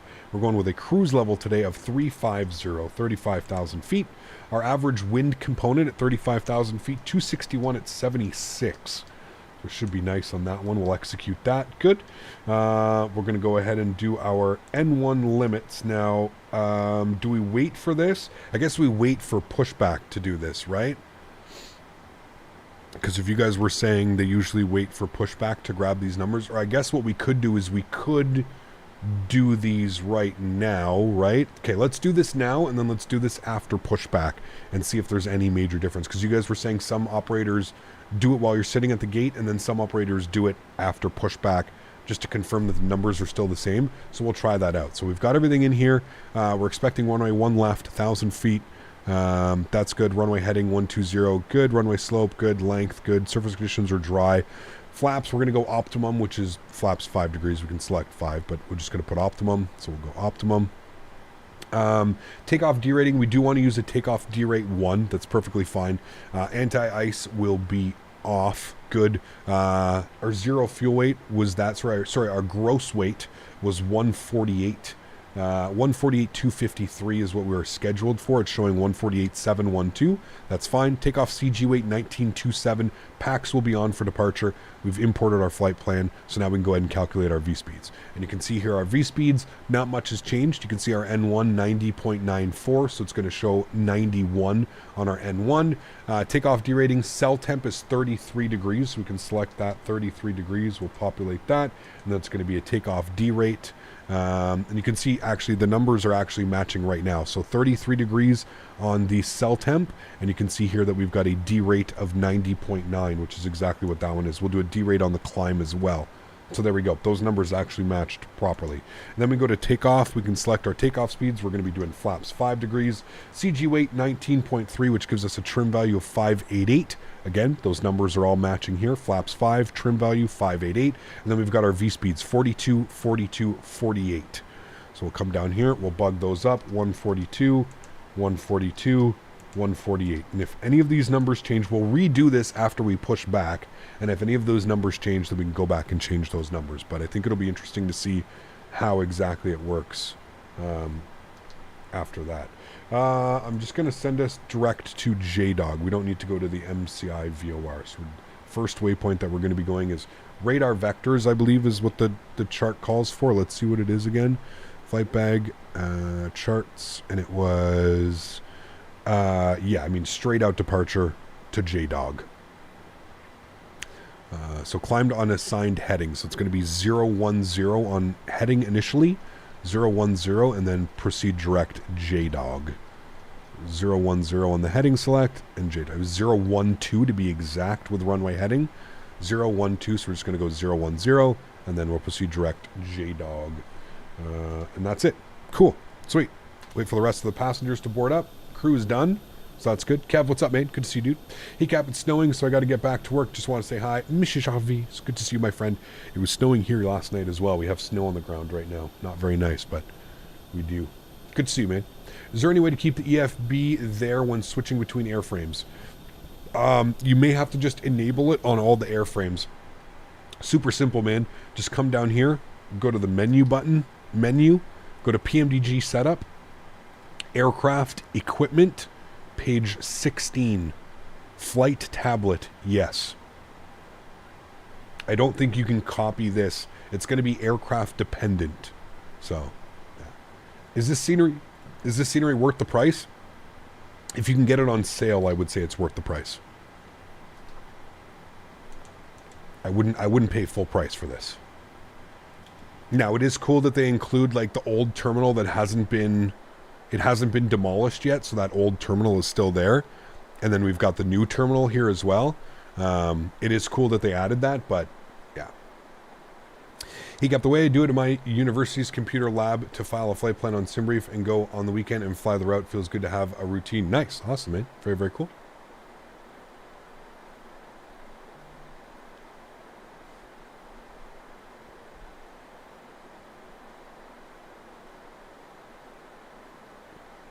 Still figuring this tablet out. What's the difference between landing dispatch and landing en route? So landing dispatch apparently is done before you depart. So landing dispatch is if you need to return back to the, or it's basically so that it knows that you can land or something like that. So, yeah, so you would do this before departure, and I guess it's just so that before you depart, it would make sure that you can land and that everything's fine, I'm guessing is what it is. I don't know. Import the weather there, and then you can calculate that. I guess it's to be like en route in case you need to make any adjustments, and then the landing en route is like when you're descending and you actually go to like grab some information, right? That's what that one is, as far as I'm concerned, but I don't know. Maybe with the landing dispatch, you would put like the arrival airport or something. I don't know. The departing airport, MCI, and then choose some stuff. I don't know how it works. What happened to the camera? Oh, what did happen to the camera? Sorry, I thought it was on. My bad. I went and got a. I don't know. I must have hit it by accident. I went and got a Tobii eye tracker that showed up on my door. So our eye tracker is here. Back, so I went to go get pizza Hawaiian. Nice. So for your actual landing data, use the landing en route. The last one, whatever the last one is. The landing en route. Yes, that is your actual, because this is actually like grabbing weight from the aircraft. It'll actually give you proper numbers and landing distance and stuff. How do you stream your game? Do you have a GPU for game and another for OBS, or do you have another computer handling the stream encoding? I have another computer. I have a second computer. So you can put exclamation point stream PC. And that'll give you the specs for that one.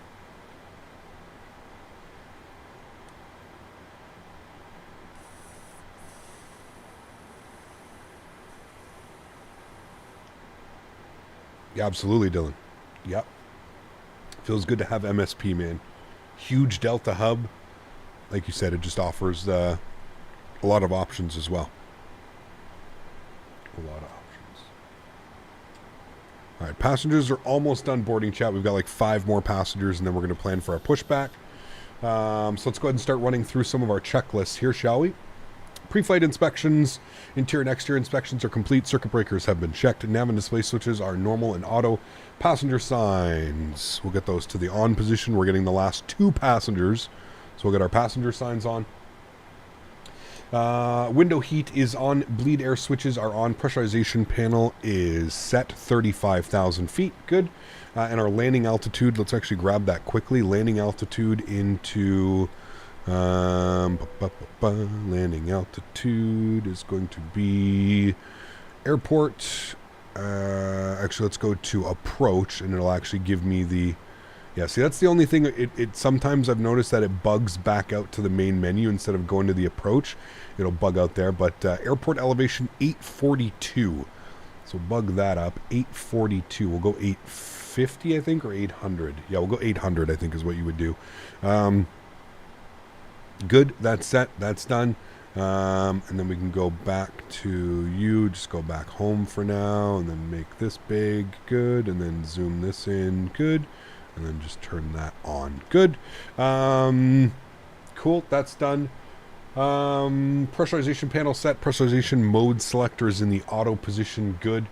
Mode control panel, MCP, we're going 148, 010, 10,000 is set. I'm going to recycle the flight directors for now as well. Oxygen mass, left side, check. Right side, check. Good. Altimeters, 3040, 3040 set and cross-checked. Good. I'm going to go GSX, prepare for pushback and departure.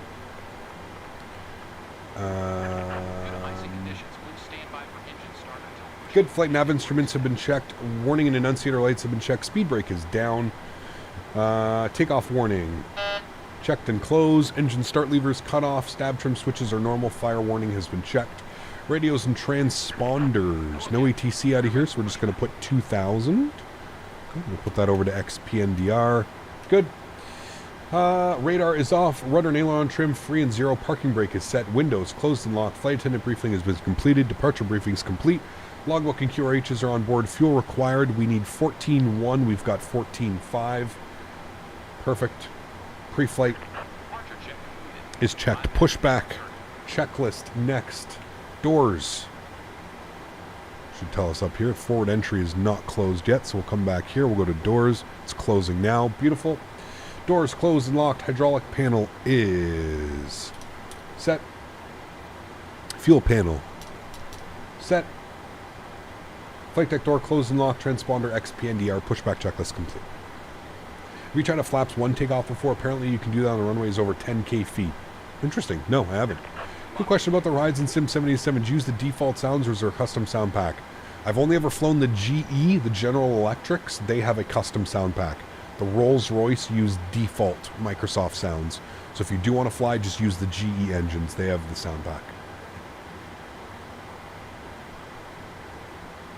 All right, we're going tail to the right. FYI, the yaw damper's off. Correct. That goes on after. It's part of the checklist. Do not worry, my friend. I have a full checklist that I'm using right here. Don't worry. Yaw damper goes on after engine start. You don't do it while you're sitting at the gate. All right, park brake released. Commencing push. Beautiful. Due to icy conditions, please stand by for engine start until pushing unit and brake set. Good. I want to download the wear and tear mod. Have you guys seen that wear and tear mod for the 737? I want to download that. It like adds a bunch of wear and tear and little buttons have stuff. I'm going to download that, I think, for our flight on Thursday. Just saw that Flightbeam is developing SFO. Senior for SFO has been long overdue. It would be cool to get some, start doing frequent flights to and from SFO. Wonder when that will be released. Yeah, hopefully soon, man.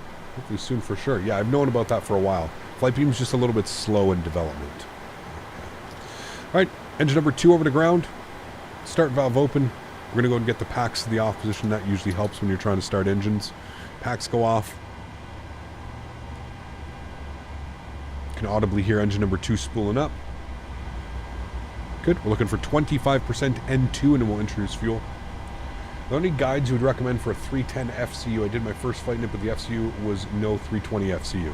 Yeah, I don't know about anybody that's made any tutorials. I feel like it's very similar. You just kind of get used to it. Probably after like 5 or 6 flights, you'll probably get used to it, but yeah.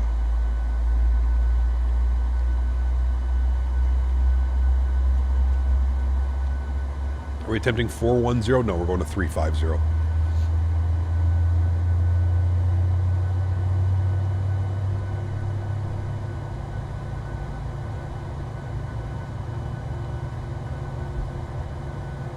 All right, good pushback. Good start, number 2. Set parking brake. Cockpit to ground. Set. We have a good engine start. You can disconnect. Beautiful. Engine number 1 over to ground. Start valve open. N2 percentage rising. Igor Hari, man. Good to see you, dude. Ah, yes. Beacon. Thank you. Anti-collision. I'm looking for 25%. N2. Introduce fuel. Wing view. Unlocking gear. Do you know why I wasn't hearing everybody on radio? Because I was on 122.805. I was wondering why I wasn't hearing any comms. That would be why.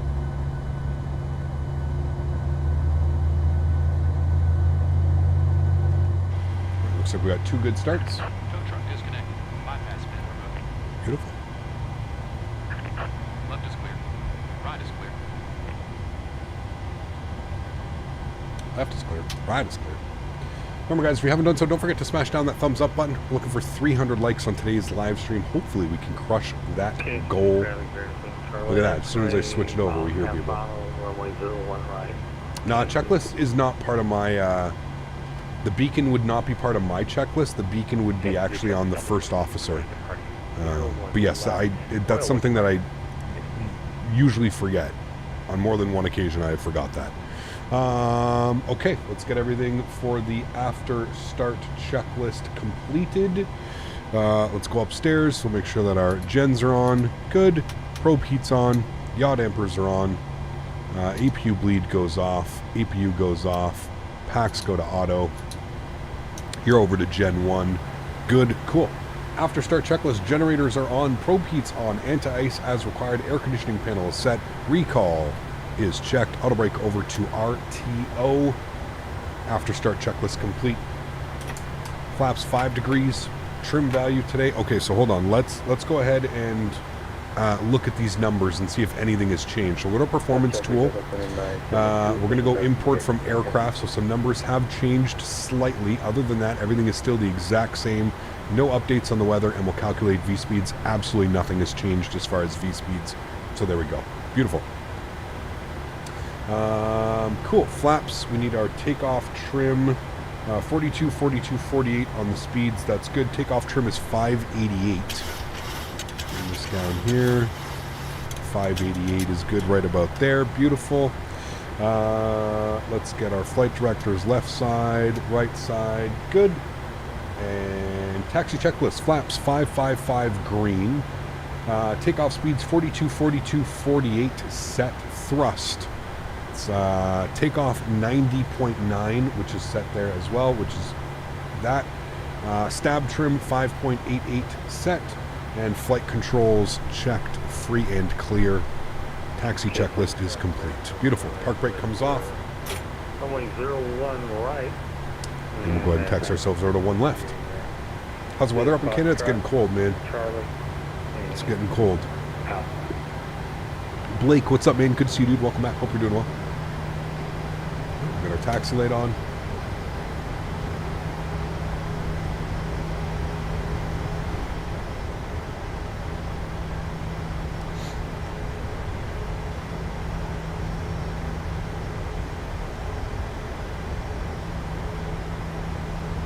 Kansas City traffic, southwest, 1595, taxi to 01. Soda Grand Rapids, Michigan today. You're pretty close, actually. So, yeah, believe that. Hey, Gap, where do you get the checklist from? It's part of the World Flight team. I'm doing World Flight this year. So you can put exclamation point WF in chat. Unfortunately, I cannot share that checklist as it comes from a real world airline. But, yeah. There are plenty of checklists to be found online if that's what you're interested in. Don't worry about that. All right, we're going to make a slight turn here. We're going to go out on Sierra 1, and then we'll make a left turn onto Bravo. Nice and easy. So we'll go out here, Sierra 1. First snow also in Quebec City this morning? Yeah. Is the MCI scenery worth a buy? If you can get it on sale, I would say it's worth a buy. At full price, I don't think that it's worth it. This is Tropical Sim. They're okay. I would put them in the lines of mediocre, is what I would say. I think I gave the scenery about a 6 out of 10. So, if you're a fan of MCI, you'll probably really like it. If you're like me that flies in on the odd occasion, definitely wait for it to go on sale. Yeah. right, we'll make a left here on Bravo, and then we'll make our right on to Alpha for one left.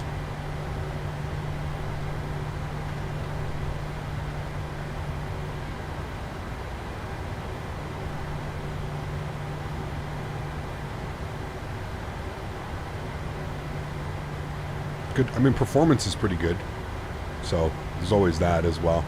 Performance is key with these airports, especially third-party airports. So. Also, the performance down in Minneapolis is really nice as well. So. Campus for traffic, Southwest 1595, lining up 01 left. Cancel traffic.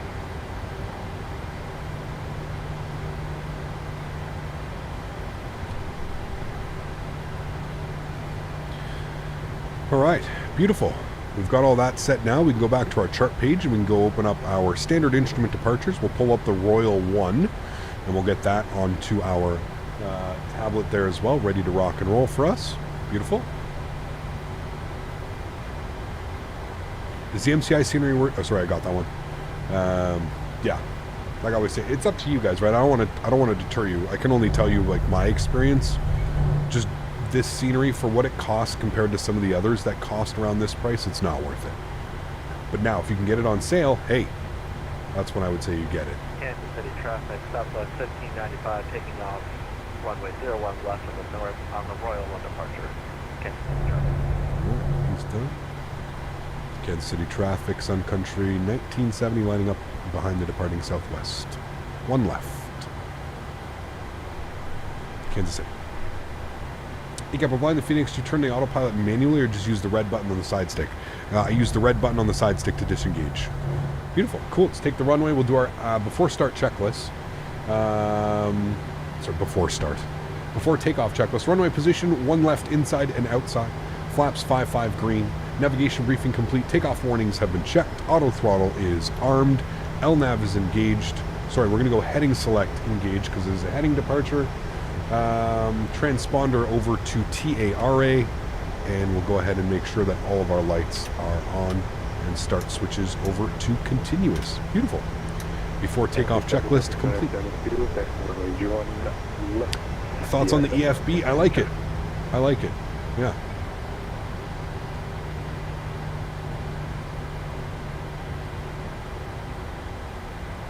What frequency am I on? Unicom 122.8, man. All right, we're going to give some separation time here. I'm going to start a little bit of a clock. We're going to reset our time, and I'm going to start a clock here. We're going to go 2 minutes. Actually, you know what? I'll reset that, and then I'll hit this one, because that actually gives me a chrono. All right, we'll give him 2 minutes separation time. I just don't want to end up being all over one another. 2 minutes separation is plenty.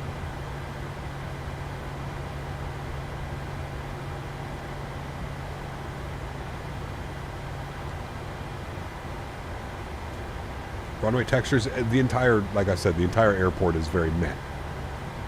Yeah, it wouldn't surprise me if these were like default textures.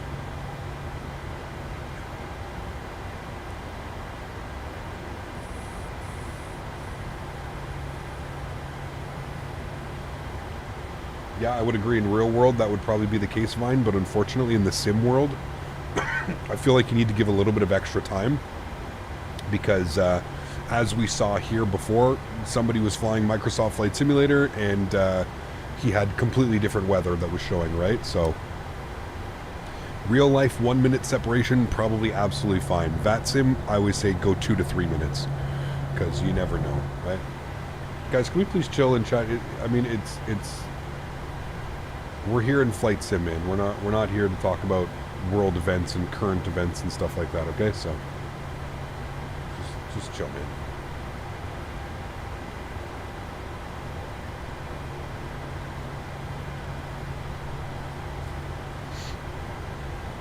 Coming up on 1.5 minutes. Perfect. I think the wear and tear mod would look good on these planes, especially the Sun Country, since they operate older planes. Yes, absolutely, Blake. I agree, man.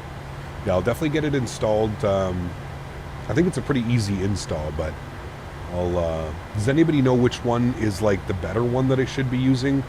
I know that there's a few of them out there. I don't know if there's one that like everybody uses. All right, there's 2 minutes. Stop the clock. Reset it. Going over to good. Reset. ET. How do I get it back to... No. Yeah, okay. Reset. Okay, good.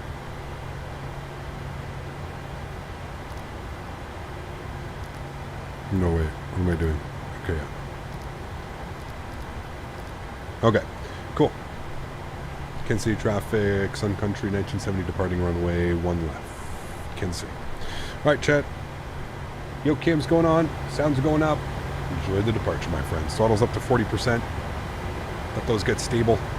I use the G-Aviation pack because they're pretty much all have custom textures for the flight deck. Interesting, okay.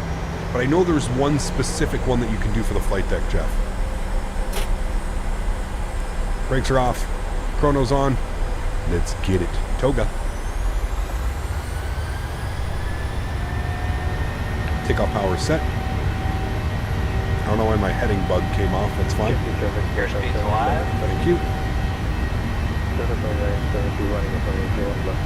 80 knots. Neutral.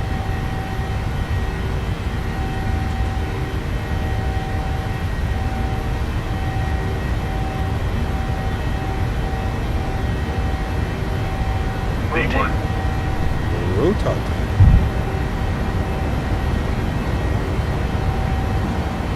Sheesh, that crosswind. Positive rate of climb. Gear up.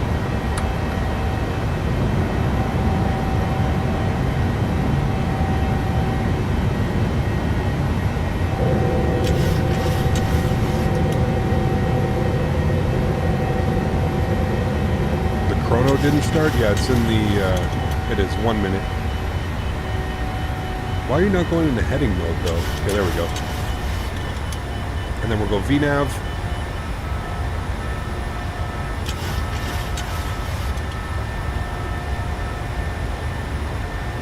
Good. And then we'll send ourselves direct JDOG. And we'll go LNAV.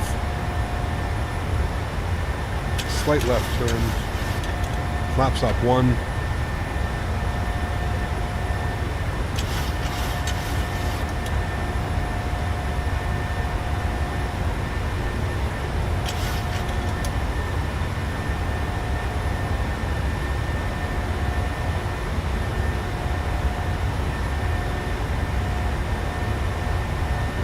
Flaps clean.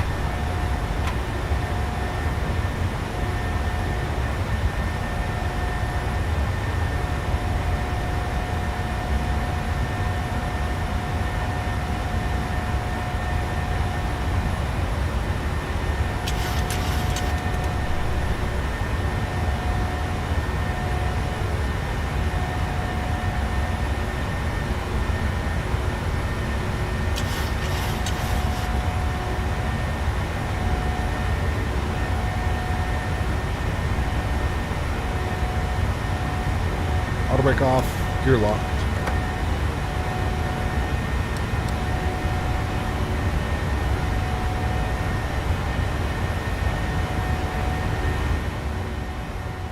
Sounds down a little bit, we don't need to go deaf.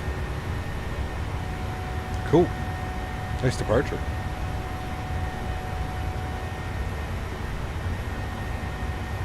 Let's actually work on some of the lights up here. We'll get our retractables off. Taxi light, wing light, good.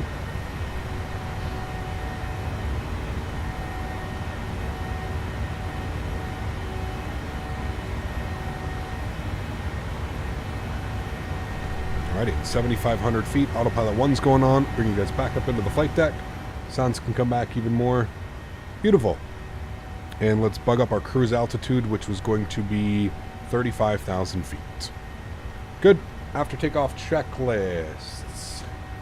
Flaps up and off. Landing gear up and off. Packs, auto, engine bleeds on. Pressurization panel checked. That can actually go to auto. Engine start switches. We're going to go off. And APU is off as well. After takeoff checklist complete.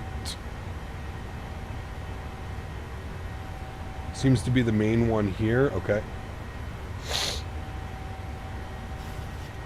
That's the one that I was looking for. Yeah. It is a little bit dirty. Some nice wear and tear. I like that though. I like the way that that looks. I'm gonna download that now. Hopefully the install is pretty easy. You probably just overwrite files. Unzip and place the folder ZCFT inside your community folder and you're done. Oh, you just put it in your community folder. Okay. Nice and easy.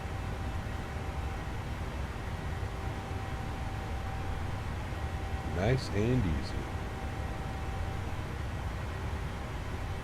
Is there a way to use your scroll wheel to scroll in the EFB? I do not think so, Porter.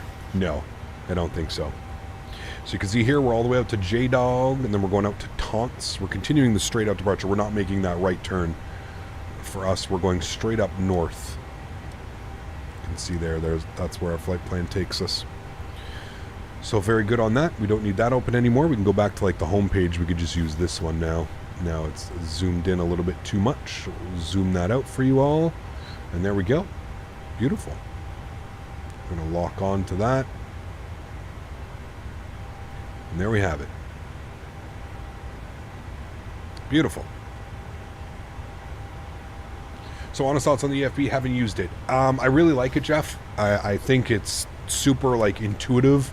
Like I've basically already understand exactly where I want to go. There's a few things where you're kind of be like, okay, but I like it. I like how quick you can go from like, look, like I've got the performance tool open now, like landing information, and I can like one click and I'm back to like my maps, and then like one click and I'm over to my charts, and like I can pin charts, and I can do like stars, and I can like, I can open up the arrival chart, and I can have my arrival chart information.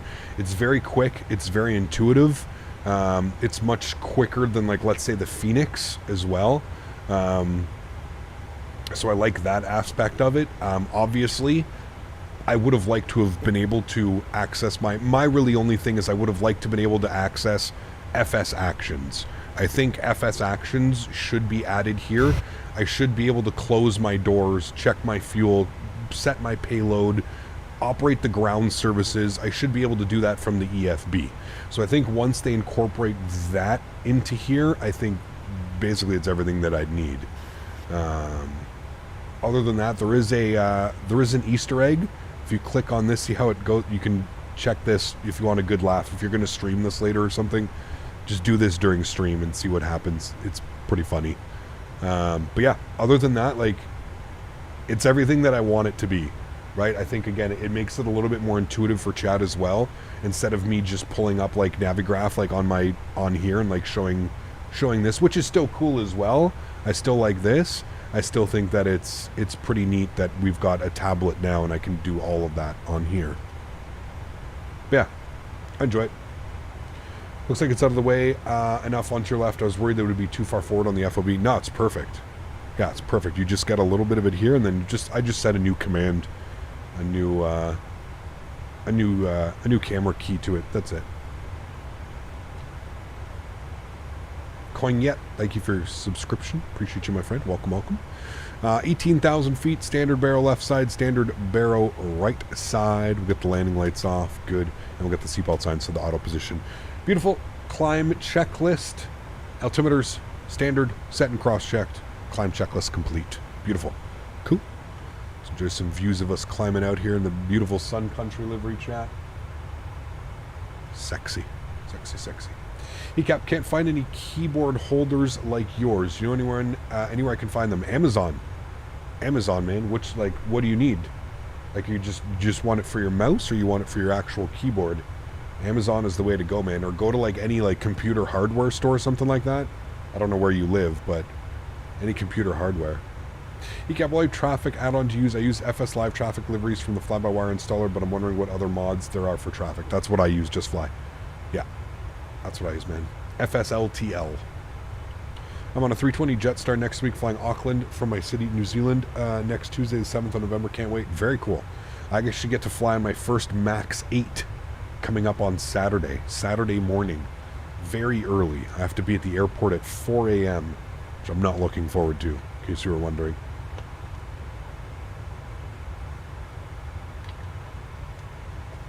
Is there a wear and tear mod for the Zebo? I don't know. You'd have to check the X-Plane forums or something.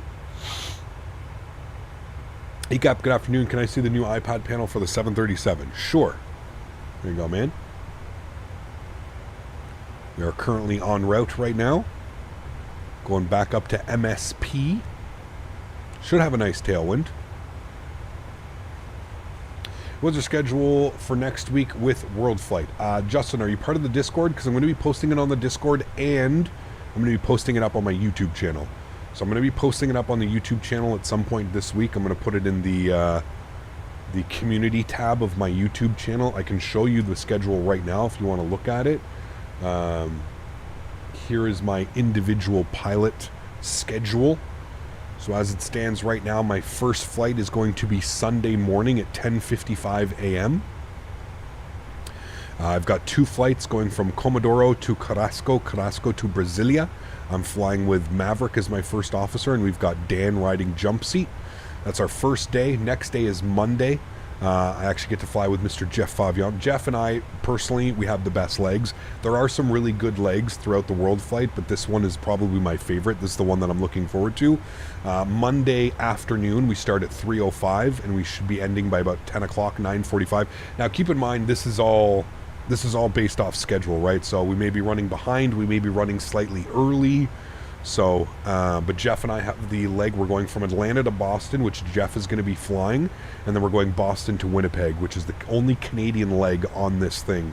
So I'm going to be flying the second leg into Winnipeg, which is going to be great as well. Super excited for that one. And then we're back on Tuesday. Tuesday is a super long day. Tuesday I'm there flying with Flyboy, and again flying with Flyboy. Again for our 2 flights. We've got Dan in the jump seat, and then I'm actually doing some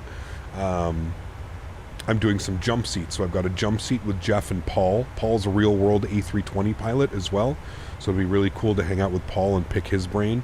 And then I'm actually doing dispatch. So dispatch, I don't know if you see me on camera on dispatch. You might.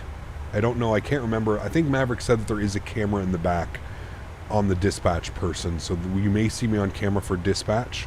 Wednesday I'm off. Wednesday I'm going plane spotting into LAX, so no stream on Wednesday. Well, no flight on Wednesday. The stream will still be up, but I will not be flying on Wednesday, and then I'm back Thursday with my longest day, just over 12 hours in the sim between flying, riding jump seat, and then doing dispatch, and then I finish it off on Friday. I fly with Dan on Friday. Dan and I fly Thursday and Friday together to kind of finish it off. Yeah, and then Saturday morning I leave at like 4 a.m.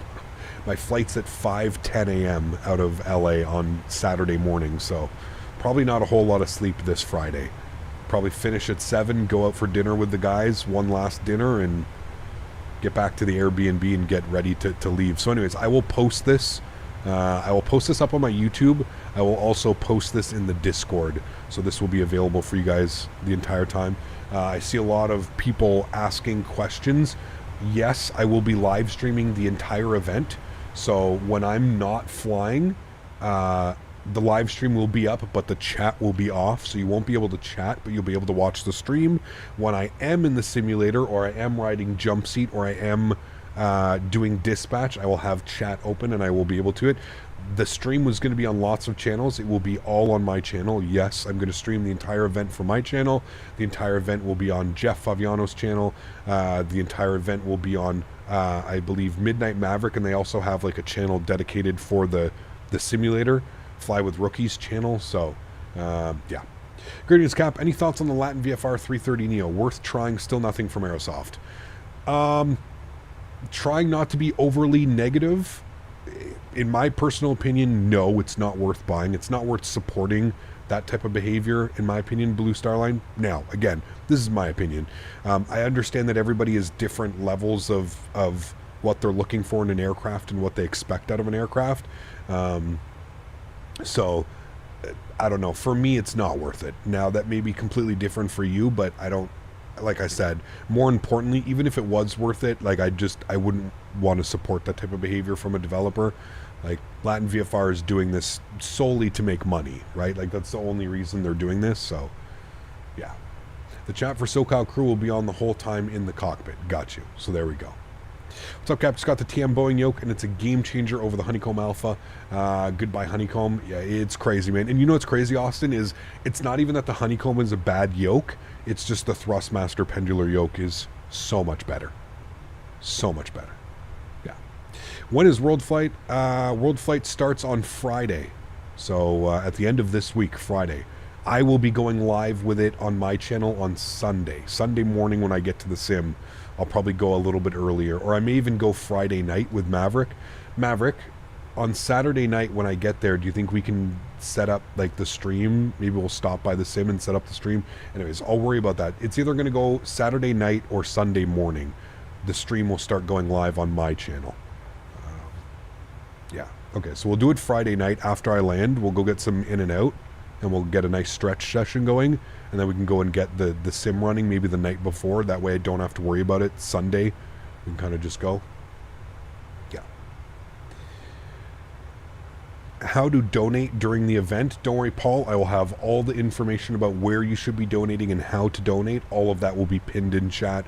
All of that will be the first line under the description of the video. Don't worry, I will let you know exactly where you can and do that. The Alpha served me great, but there's just something about this pendular motion. It's unbelievable. You understand why the real aircraft use a pendular motion as well, right? I'm stuck in my plane with a flat tire right now. Uh-oh. Generation blowout. Adam, I'm doing well, man. What happened with Latin VFR? They're just releasing a bunch of, like, half-assed airplanes, man. They're releasing a bunch of half-assed airplanes that are using default systems and default textures and just selling them for $35 US, $40 US. Sun Country Liver looks so good. It does. I love it, man. Yeah. I'm so happy that we can actually fly like proper Sun Country ops now.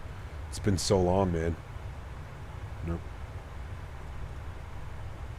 What's a landing dispatch page on the EFB? What do you mean, Ben?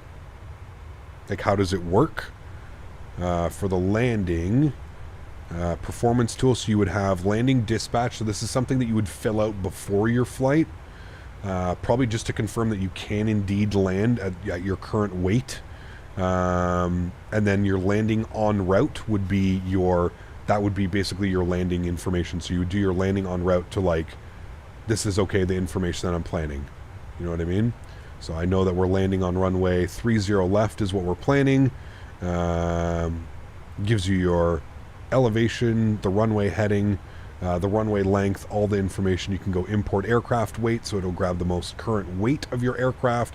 You can set your landing flaps, what your packs are, the anti-ice, reverse config. So if you, like, let's say your reversers aren't working, you can go like 1 in-op, all OP, all operative. So I guess it would be all operative or no credit. I don't know, maybe just no credit. What channel is the whole event going to be on? It'll be on my channel, Jack. There's also an official World Flight channel. There's a SoCal World Flight channel, which will be, and I'll provide links for all of this stuff. So don't worry.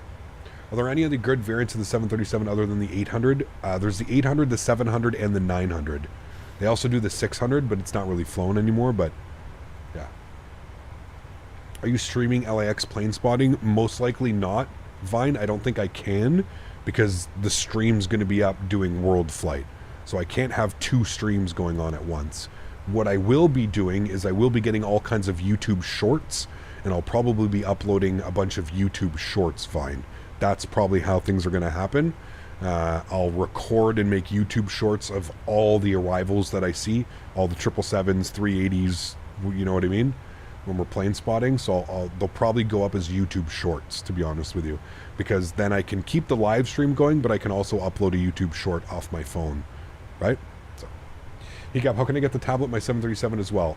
Just make sure that your aircraft is updated. Go to the PMDG Ops Center, make sure that it's updated, and then if it's not showing up, you just come down here, go to the menu page, go to PMDG Setup, go to Aircraft, go to Equipment, go all the way back to page 16 of 17, and it's right here. It says Flight Tablet, and you would select it on.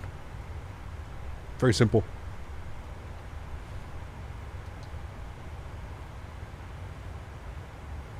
Everything you guys need to know will be sent out to announcement on social media the day before, as well as in everyone's YouTube descriptions.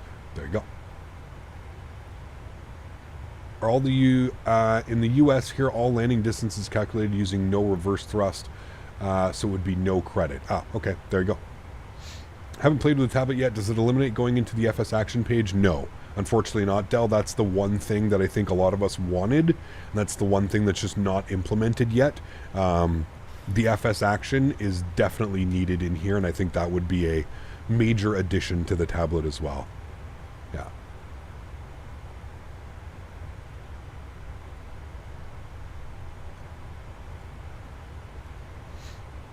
All right, we got our Tobii eye tracker, chat. Should we open this up and have a look-see at the Tobii eye tracker? A live unboxing of the Tobii eye tracker. Now, I don't think I may get this set up for Thursday's stream, but don't expect a review until I get back from World Flight. I just don't have enough time over the next couple of days to get a review of this out yet to you, other than like a review that I can maybe give you, like I said, if I get things set up by Thursday, which most likely I will do. I'll probably spend tomorrow kind of getting it set up and stuff.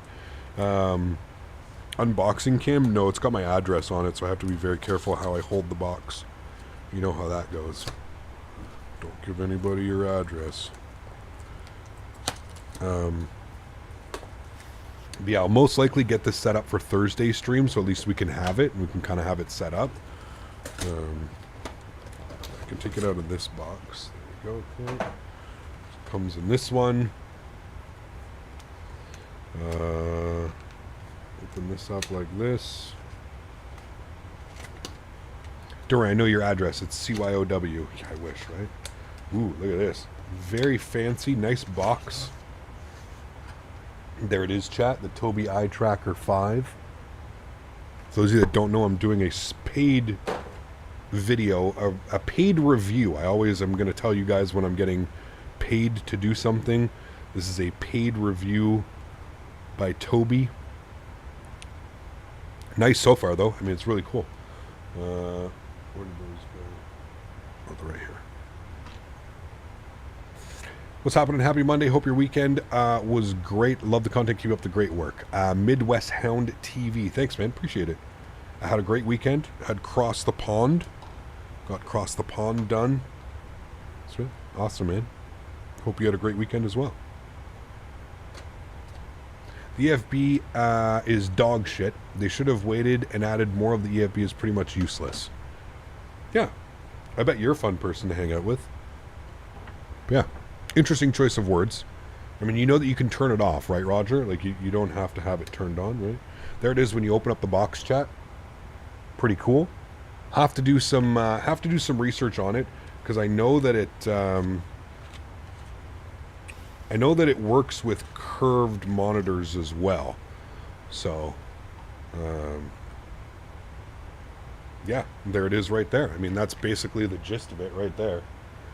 And I believe it comes out of this little thing here, and I don't want to go pulling on things because I know that there's there is a wire in there. I didn't want to go yanking on it. There's a wire in here. Okay, so I guess this little, there's your Tobii tracker. I guess this is what you're paying the big bucks for. There's your Tobii tracker, and I guess this sits, correct me if I'm wrong, but if anybody owns the Tobii, does it sit on the bottom or does it sit on the top of your monitor? I was always curious about that. My only concern is I'm wondering if this is, I don't know if this is long enough to reach my, I think I may have to get a USB extender. I don't think that this is long enough to reach my, it sits on the bottom? Okay, cool. It sits on the bottom and it looks up at you. Yeah, I just don't, my main concern is this. It's, I don't know if that's long enough. Does it come with like an adapter? Does it make it a little bit, so they say not to sit it on top. Okay, cool. All right, well, anyways, we'll get in more to that. But yeah, that's, initially I just don't know if I can fit that. Connect, automatic install, mount, calibrate, and register. Okay. Oh, it does come with an extended one. Okay, it does. Sweet. See, they've kind of thought of everything. Because I was just looking at that. I was like, fuck, dude, that's like 2 feet. Okay, so it does come with an extender, chat. So great news. So it's got the female USB. So you just plug that in. Oh my god, I'm all over the place. Okay, that's cool. That's very good. Yeah, I can definitely fit that in. And I'm going to be honest with you, chat. I'm kind of excited to get this thing off my head and off my headsets. So I really, I'm pulling for Toby. You guys know I'm a huge advocate. So anyways, it just connects like that. And there you go. You've got that much extra wire to go about it now. So lots of extra wire, which I'll need. I'm excited to see if this is as smooth as my track IR. You guys know I'm a huge advocate of track IR. I always have been. I absolutely love my track IR. So for me, this is going to be a true test of you know, is this really better, or you know, how does this withstand? How does this hold up to my track IR? I love track IR. My only thing that pisses me off with track IR is having this thing attached to my headset, right? So yeah, we'll see. I'll get that set up over the next couple of days, and yeah, of course, I already said too as well, I'm going to record a video, which I haven't done in a very long time. You are going to get a live review from me as well, but I'm also going to record a video with it because I kind of want to go over how easy it was setting things up. And yeah. One tip: when you hit your vape, exhale to the side, or the smoke will monetarily interfere with the sensor. Learn that pretty quickly. Oh yeah, it's the same thing with track IR. And here's the thing, and here's what I love, and I'm going to have to play with the software, and I'm going to have to figure it out. But like, the one thing that I love about my track IR is I press one button and track IR is turned on, right? Now, I don't know if it's the same with Toby. I hope it's going to be the same thing, so that I can configure a button and I can easily turn it on and off. So there you go. Like, now it's on, and I push one button on my yoke, and now it's off, and I can move my head. Because if I'm being honest with you, the only time I really like having the head movement is like, one, if I have to go like up top quickly while I'm still flying, and that is all there, right? And two, when I'm taxiing or when I'm flying like VFR approaches or something like that, right? So like if I'm flying flying a visual approach, and I constantly need to be looking at that and looking out, like that's when these head monitors and head tracking stuff really come in to their own, you know? So I'm hoping Toby is the same with that. I'm also hoping that it's configurable. So I'm also hoping that I'm going to be able to use the same. I've been using track IR for like 5 years now. I have it etched into my brain that if I need to reset the camera angle, I press F12 and boom, just like that. Like, watch. So like, I can take this, ready, and I can do like this, right? And see how like my view's all messed up. Watch if I hit F12 on my keyboard. Immediately goes and centers it, and it's good to go, right? So I hope it's that easy. I hope that I can configure it the same way that I have track IR kind of configured.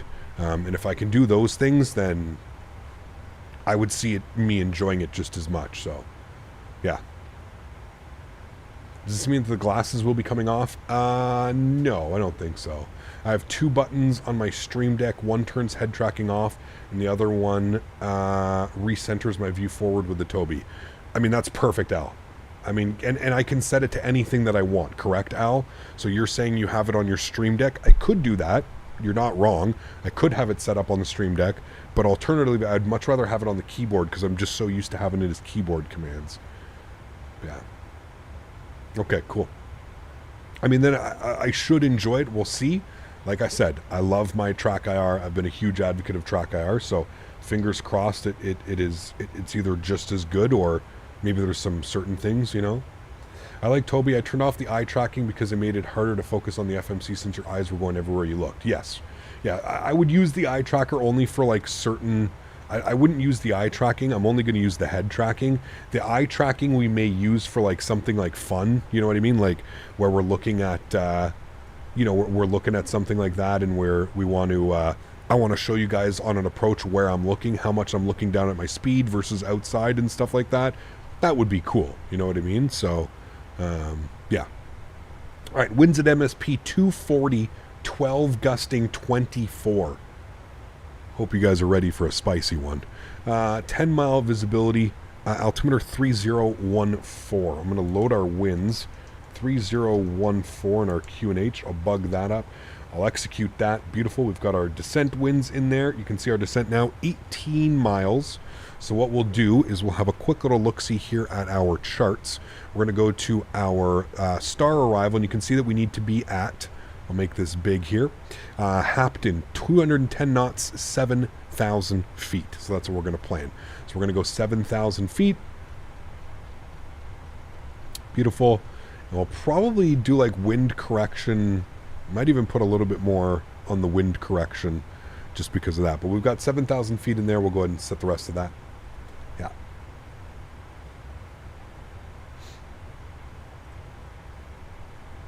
Don't you have to take off your sunglasses for the eye tracker? I do, yeah. But again, Fuber, when I'm on joystick cam, that's no problem, right? As long as I'm on joystick cam, that's all you need, right? I could take my sunglasses off now. We're fine.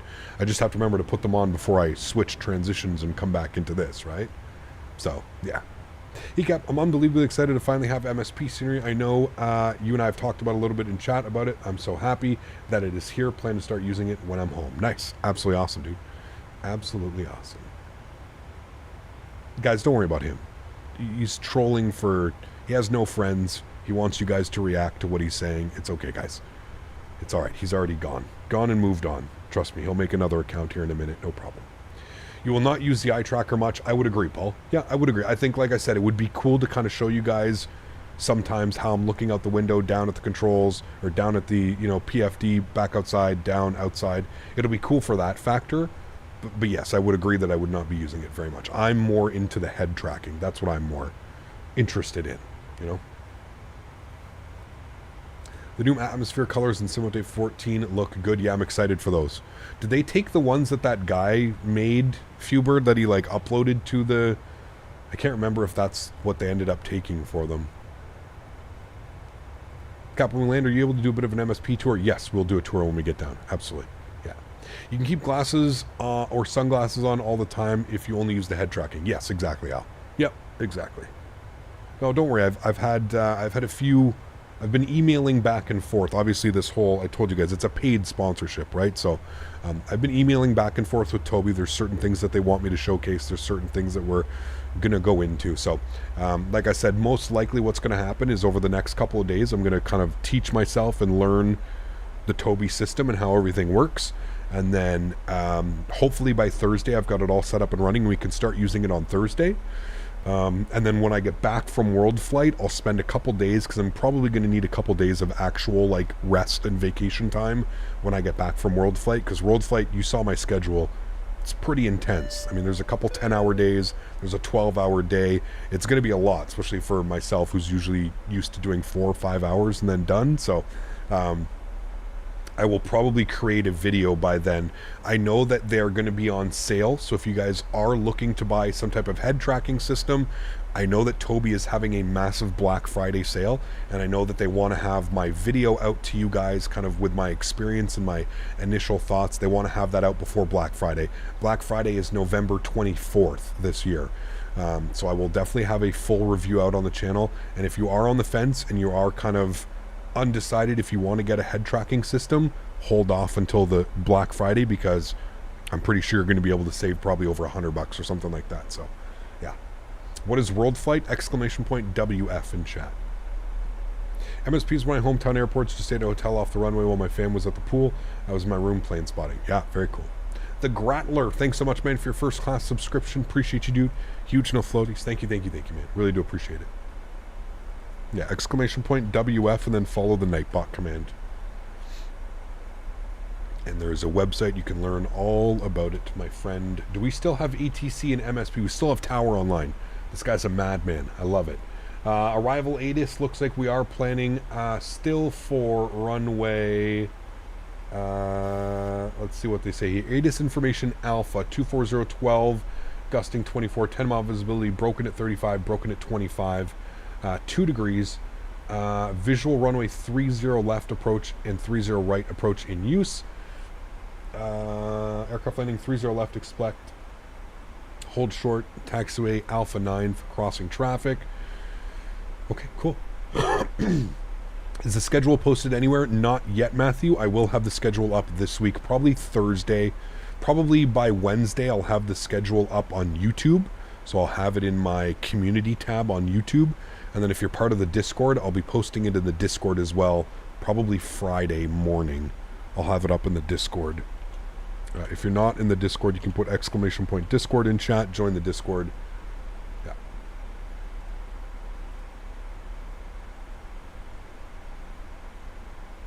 And that would be probably his second account. Like I said, chat. We remove the one account. He'll just come back with a second account. I mean, these trolls are just... Like I said, dude, these kids have no life, man. It's sad. It's sad that this is the world that we live in. Let's start doing some of our checklists, chat, shall we? Let's do our descent checklist. Actually, that's going to be for... I guess we got to be through 18,000 feet. But what we can do is we can start configuring things and getting things set up here. So, we know that we're going to expect the approach into the ILS 30 left. So go ahead and populate that. We'll make that big for now. So we're looking for 110.3 on the 110.3 for our ILS frequency. Good. We'll bug those up. 110.3. Good. Our minimums and approach. So we're going to go 301. Bug that up. We'll go all the way back this way. 301. Good. And we'll go this way as well. 301. Good. And we've got our minimums set here. Minimums will be... What were our minimums? Minimums are going to be 1023. Guys, you can see this all, right? We're not having issues with any of this. We can see everything. 1,023 on our minimums today. So we'll bug that up here as well. I think we get to go down. 1,023. 1,023 set in there, and beautiful. Cool. We'll go back here. We'll go back to the star. We'll select that, the NITS 3, and we'll go ahead and get that ready, and we can check out the descent coming in. Beautiful. Do you know World Flight was Australian based? They are, yeah. So I think where it originally started.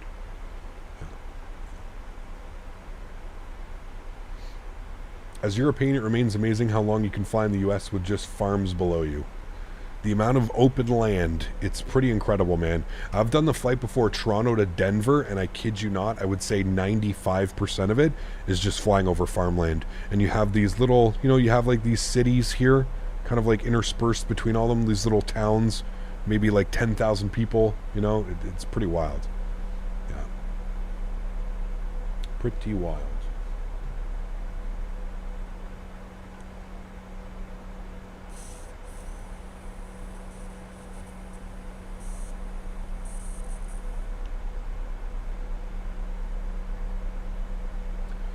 Left, right off your left, there will be a large oil refinery and windmill owned by U of M closer to approach. Cool. Hopefully we can see it. That would be pretty neat. That would be pretty neat. Have you been practicing your pilot monitoring callouts when Jeff is flying? Yes and no. Jeff and I have done a couple flights together. Fairly confident in it. I'm sure there's going to be a couple things that I'll end up. But you know what? Listen, we're there as a team, right? So... You know, we're not there to yell at one another and, oh, you didn't do this, or oh, you didn't do that. We've all done quite a bit of training. Jeff and those other guys, they're probably a little bit more trained than I am at this point. They've actually been to the sim before, and they did last year, and then they went out to the sim a couple months ago and did some practicing and stuff. But yeah, by like, you know, I may forget a couple things here and there, but we should be good. Is this the last leg of the day? It is, yes. Last leg of the day, then we're back live Thursday for our dual stream. Yeah. Dimitri, what's up, man? Good to see you, dude. Senators off to a good start. Not bad. I think they're 4-3 so far. Not bad. Could be better, but yeah.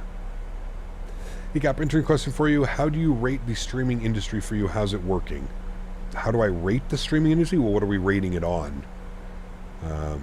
I rate it on, it's one of the most rewarding things that I've done. It's one of the hardest things that I've done. Continuously keeping myself motivated, which is very difficult sometimes when you're dealing with the flight simulation industry. There's a lot of negative Nancys out there, a lot of Karens, a lot of Kevins. Sorry, Kevin, if you're a Kevin, I don't mean it, but you know what I mean. But other than that, man, I love what I do. I love the people that, you know, I love the companies that I work with. I love the friends that I've met and the people that I've, you know, can call friends now. It's opened the opportunity for me tenfold. You know what I mean? So I love it, man. I wouldn't change anything, obviously, right? I wouldn't be here. So, wow, I'm a Kevin. That's why I said I'm sorry, Kevins. I'm sorry. I knew that Kevin was in here too.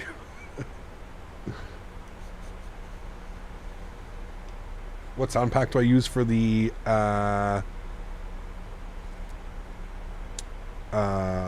for the 787? I just use the default one, man. Use the General Electric, the GE engines.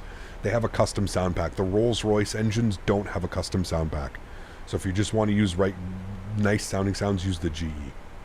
Well, Pardude's here. Good to see you, man. Just in time for an arrival. A little bit cloudy down there too. Looks nice.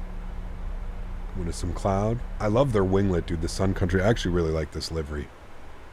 Badass livery. All right, we're coming up through 18,000 feet, so we can go ahead and get our descent checklist set now. What was our altimeter? Do we remember? I got to check this here. Back to home. Altimeter was 3014. Let me get that set up in here. 3014. Good. We'll set that. 3014. We'll set that on the backup as well. 3014. Good. And upstairs, we're going to get our fixed lights on and our runway turnoffs on as well. And we can go ahead and start our descent checklist. Actually, you know what we can do before we do that? I'll show you guys here. We'll go to Performance Tool. We're going to go to Landing en Route. Grab the OFP data. We've already got that. Minneapolis, 30 left. Elevation, 817 feet. Runway heading 301. Runway slope, 0%. Runway length, 10,000 feet. Surface conditions are dry. Aircraft. We're going to import the aircraft, so we're sitting at a gross weight of 143,375. Landing flaps, we're going 30. Packs will be on. Anti-ice will be off. Reverse config, we're going no credit. Auto brake 3. Non-normal conditions, everything's fine there. And a VREF, we're actually going to add 10 to our VREF chat because of those winds. They're a little bit iffy right now. I think we're into the 20s, gusting 20. So we're going to add 10 knots to our VREF add. And then we'll import the weather. We'll make sure that things are good. Actually, it looks like winds have kind of calmed down a little bit. Have they, actually? Hold on. What are the winds doing? No, they're 12 gusting 24. So I'm definitely adding 10 knots onto that. Okay, cool. Everything's good there. And then what we can do is we can hit the calculate button. And you can see there, calculate. It says that our VREF speed should be 158 knots. It looks like we're going to need about 5,900 feet for landing. Available distance, 10,000 feet. So we're using about half, just over half the runway. So we're looking good. Cool. Everything's good with that. I'm happy with that. And we'll just confirm that those numbers are exactly the way that they are down here. If we go down to our NITREF and we do a wind correction of 10 and we go flaps 30, you can see that that's 148 plus 10, which is 158. And that's exactly what they're calling for here. 158 on our VREF. Perfect. Cool. All looks good ahead, friends. We'll go back here. We'll go back to our flight bag. We'll go back to our charts, and we'll just make sure we don't have any crazy speed restriction. We have a speed restriction of 280, and then a speed restriction of 250 here coming up as well. Other than that, we're looking good. I'm thinking we're getting Microsoft. Do you know if I should get it? Should I? It's up to you, man. I mean, if you really don't know, I would say get it maybe on the Microsoft market. Can't you get it on the Game Pass? I would get maybe get Game Pass for a month or two, so you don't have to cost you like $1 to sign up or something. Any extra add-ons for the Horizon mod, which you recommend? Also give me your camera profile for it. Camera profile's on my Discord, so join the Discord to download any of my camera profiles. And no, I'm not running any other extra add-ons. I was on a 737 simulator for an hour last year. It was one of the best of my life. You're going to have a good time. Yes, this is the second time I've done something like this. So yeah, I'm very much looking forward to it.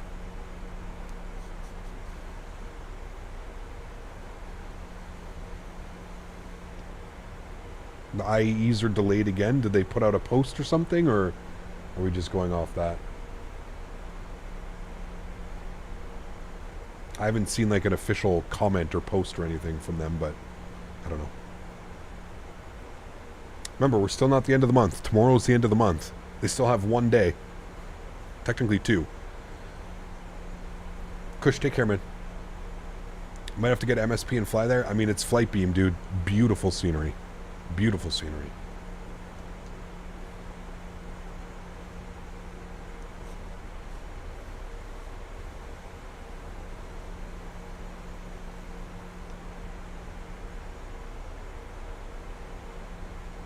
We're going to get a recording of this arrival as well, chat. We will be able to record it.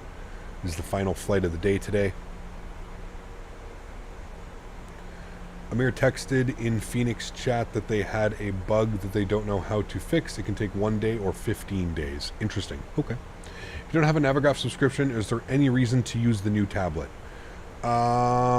Scott, yes. I mean, you can still use, you can still get Google Maps, right? So like when you go to the map page, you can still use this page for like Google Maps. You can't use it for like, you can't use it for Navigraph, but you can still use it like using Google Maps, which is still cool, I guess, right? Still gives you lots of options. And you also have the performance tool, right? So you've also got the performance calculator. So I'm assuming that you use SimBrief. If not, you can go and manually put all these numbers in. But if you use SimBrief, these numbers are pretty easy to pull from like SimBrief, and as long as you've got it connected to like live weather, and it should be able to pull weather and stuff like that. So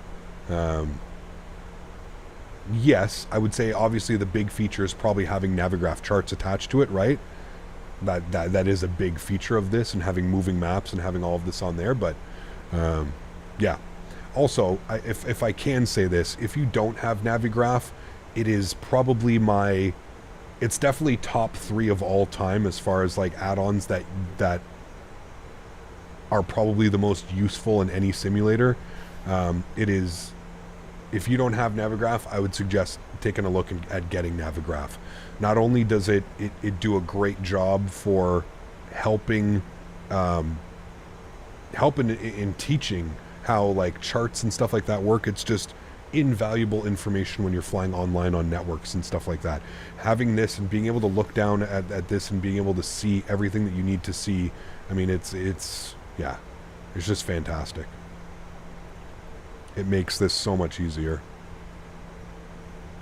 especially if you're going to fly on, like I said, on online networks. Now, if you're flying offline and stuff like that, okay, maybe you're not up to that point yet, but Navigraph subscription, man, oh man, oh man. When is V2, the Phoenix update, coming out? I thought by the end of October. It was supposed to be, but as somebody just mentioned, I guess there's a delay. There's a bug that they've found, and they can't quite squash the bug, so. Should I upgrade from the Game Pass to Premium Deluxe 2024 coming out? Mainly waiting for the 787-900. I've been a cheap ass and used the Game Pass. I would say just keep using Game Pass, Dell. I don't think there's much point in buying 2020 right now. Like you said, 2024 has got to be around the corner. Max a year from now, right? So.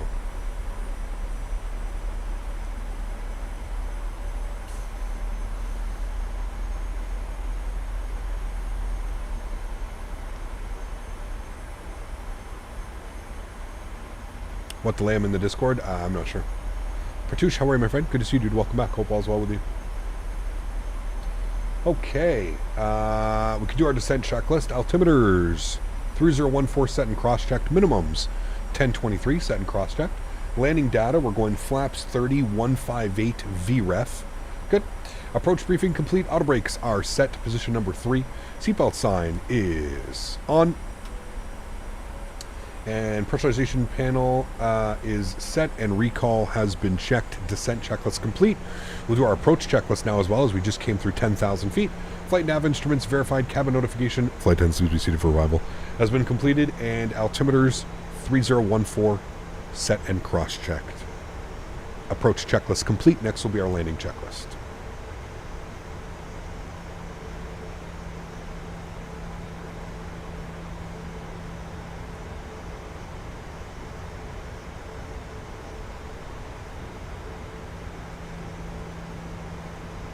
En route from MSP from Edmonton right now with WestJet. Can't wait to see the scenery. It's beautiful, man.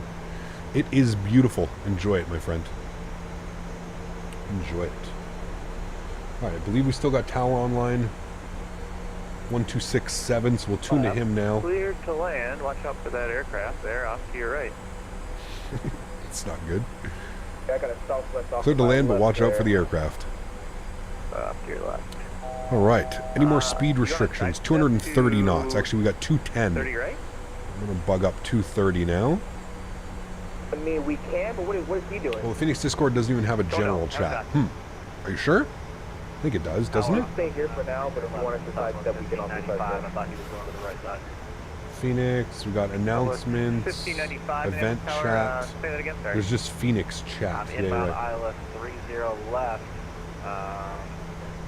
You ever thought about joining a virtual airline? I used to be part of many virtual airlines. It's very difficult as a content creator, as a streamer. I'm constantly flying to different places, right? So it makes it very difficult to be in virtual airlines. Alright, I'm going to do a 360 to the left off of 1595. All right, flaps 1. 1595, good. And we'll continue the descent. We're looking for... God damn it, I keep thinking to open up.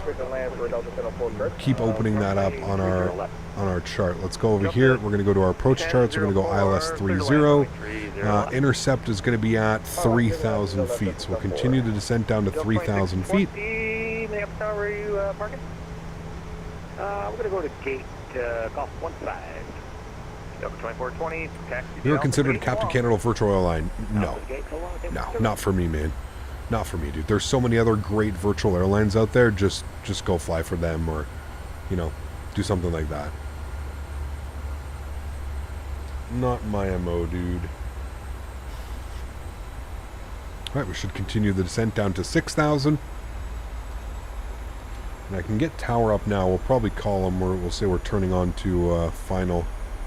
We'll call them, or we're 17 miles out. We'll call them when we're at 15 miles. From a mirror, I will contemplate some alternative measures with the Discord as the community seems unable to control itself.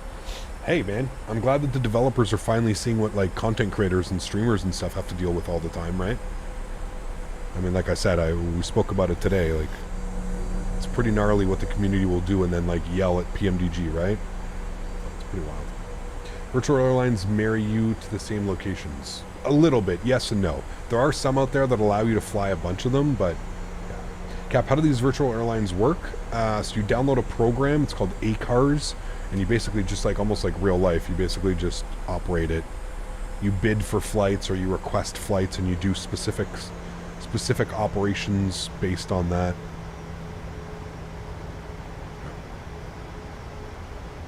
All right, we're turning inbound now. 3,000 feet is plugged in. I don't know what this aircraft is doing. I'm kind of concerned that this is the aircraft that's coming around to do... that was doing a 360 or something like that. I'm not quite sure what he's doing. Trying to keep an eye on him, but we are getting pretty close. So I'm going to bring the speed back to 190. I'm going to go flaps 5 degrees. I'm going to call up tower now. Minneapolis Tower, good afternoon. Sun Country 1970, about 15 mile final, planning 30 left.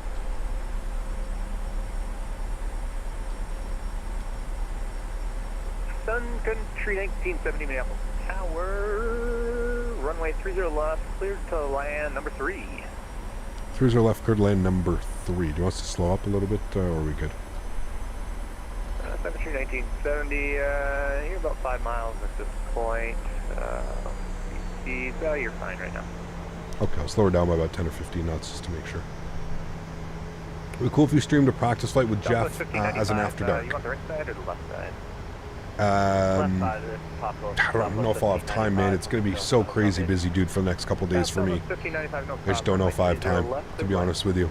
Like, other than, like, our Thursday stream, if you can join us on our Thursday stream, but if I got to be honest with you, man, the last couple flights that I've done with your controls have not gone very well. It's been just, like, a really buggy experience. I don't know if it's something with, like, my PC, my setup, or something going on, but it's been a very buggy experience, so I just don't know if it's, I just don't know if it's worth it. We're about to do a full week of flying together with World Flight. I think we're all prepared enough for it. I think we'll be fine. Gap, do you know when the Phoenix V2 will come out? I have no clue, man. No clue, Felix. Join the Discord, man. To everybody that's always asking, like, if you guys aren't on Discord, Discord is the best way to get a hold of developers and to see what's happening with development cycles and stuff like that. So you're going to find out a lot more information by joining, like, the Phoenix Discord than you are asking a content creator. Just being honest with you. Content creators don't know, like, much, man. We don't know. We're not privy to, like, you know, that type of information and all that information. Your best bet is to just join the Discord, and then you can speak with them directly, or you can get updates directly based off of how the process is going, right? Yeah, don't ping the developers. That's one way to get yourself out of there real quick. Okay. I think we're looking good. Our speed looks great. I've armed localizer. I don't know why our vertical speed is quite heavy. I'm going to shallow that out to about 500 feet per minute now. I'm just waiting to capture glide slope, which is about to come active here in a second. We're currently 9 miles out. As soon as we capture glide slope, we'll go gear down, flaps 15. Right, when able, stay parking. And all of that is set up, so we're going to go to our airport now. We're going to go MSP, and we're going to get this ready. We're landing 30 left, so we should be vacating, I would assume, probably Mike. Maybe Delta? There's no way we're hitting Delta, so probably Mike right after the runway. We should be good at Mike, and then we're taxiing back over here to, not quite sure what gate, but... Alright, let's go gear down. Flaps 15 degrees. Delta 1004. I see the aircraft in front of me. I'm going to get slowed up to final approach speed, which we said 158 because of those winds. 158 on the approach speed today. We're going to go flaps 25 degrees. Delta 1004, that's Alpha, Delta. And we'll go flaps 30. Runway 4 Alpha, take a left on Delta, and then a right on Bravo. The real life Sun Country guys, dynamite the brakes to hit the Delta taxiway. Don't doubt it, man. Don't doubt it, that's for sure. What we can do actually is we can actually go back to close that. Let me go back to the home one, and then if I zoom in all the way, we'll actually get a beautiful view of where we're going on arrival. I actually unpin that, and I can bring this in here a little bit. And I can zoom in on this, and then we can actually get parking. Because I think parking, we want to go hotel. We're going to hotel parking. So I'm going to go right about there. Mike or Whiskey is, I think, where we're going to vacate. Cool. Joystick cam's on. Replay's coming on, chat. We are recording my aircraft, my throttles. Enjoy the arrival, friends. I'll catch you down on the ground. Going to be a spicy crosswind. Going to be some heavy crosswind correction going on here, chat. Sounds are up. Let's go. Southwest 1595, welcome to Minneapolis. Exit left on Delta, Delta to the gate, so long. Left on Delta, then Delta to the gate, Southwest 1595. So it's going to be left aileron, right rudder, chat. That's how we're going to have to do this. The last crosswind landing that I had was much better. 1,000. But I'm still struggling with those. Lights? Oh, yes, sorry. Get the rest of my lights. It's not like we're going to fall into the sky. We had some of them. Delta 29-2, holding short at runway 30 left. And Delta Alright, and landing checklist. Landing gear down, 3 green, flaps, 30-30 green. Speed brake is armed, green light. Engine start switches, I believe, are on continuous. For that wind, dude. Engine start switches continuous. Good, landing checklist complete. Oh my wind, dude. Holy macaroni. That is gnarly.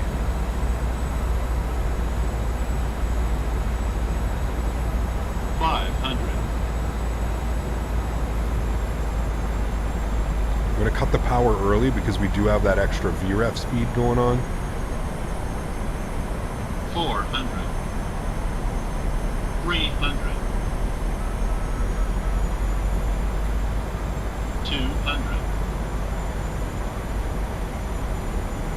100. 50. 40. 30. 20. 10. Alright, decrab. Decrab, decrab, decrab, decrab. Okay, reverser's out, nose down gently into the wind. Okay, that wasn't too bad. A little bit spicy. That's the wake, Delta 29-2.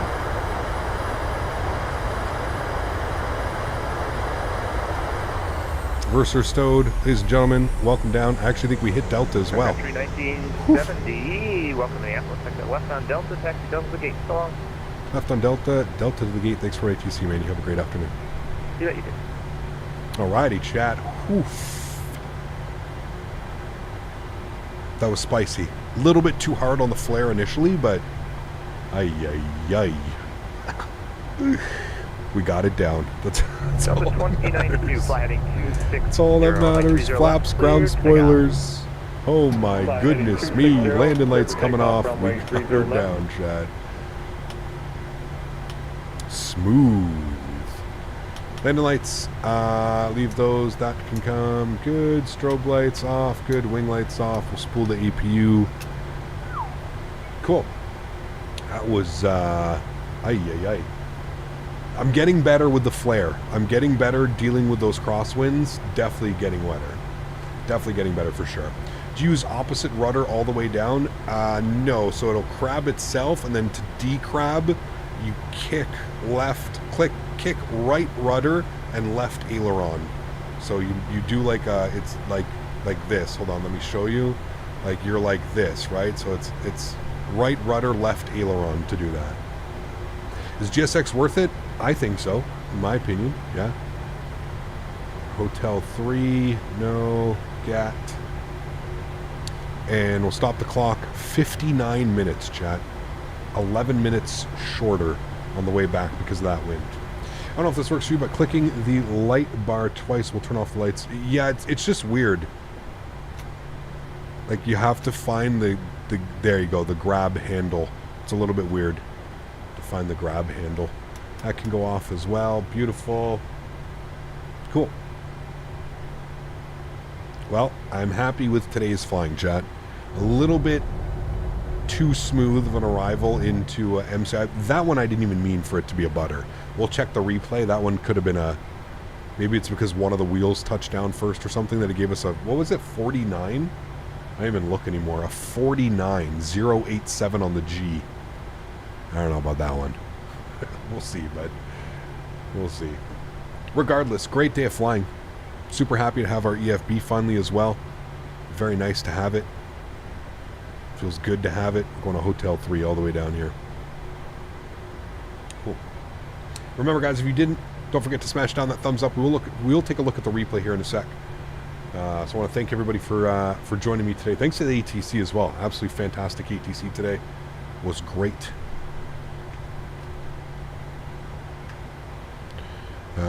Hotel 3. Where are we? Hotel 3. Ah, right there. All right. Going in at Hotel 3. Runway turnoffs can come off. Let's get our gens on. Bleed on. Good. Ooh, don't go past them now, okay? Right. Kill the taxi light as well. We don't need that on. That's the dual bleed, master caution.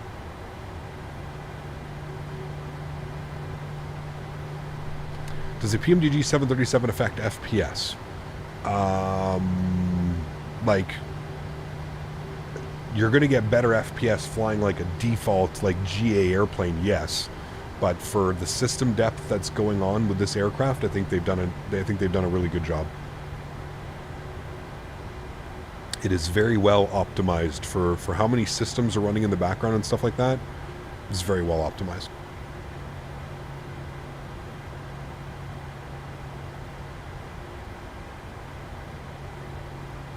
All right, chat, back at the gate where we started the day. Maybe we get a dance today for Flying Sun Country.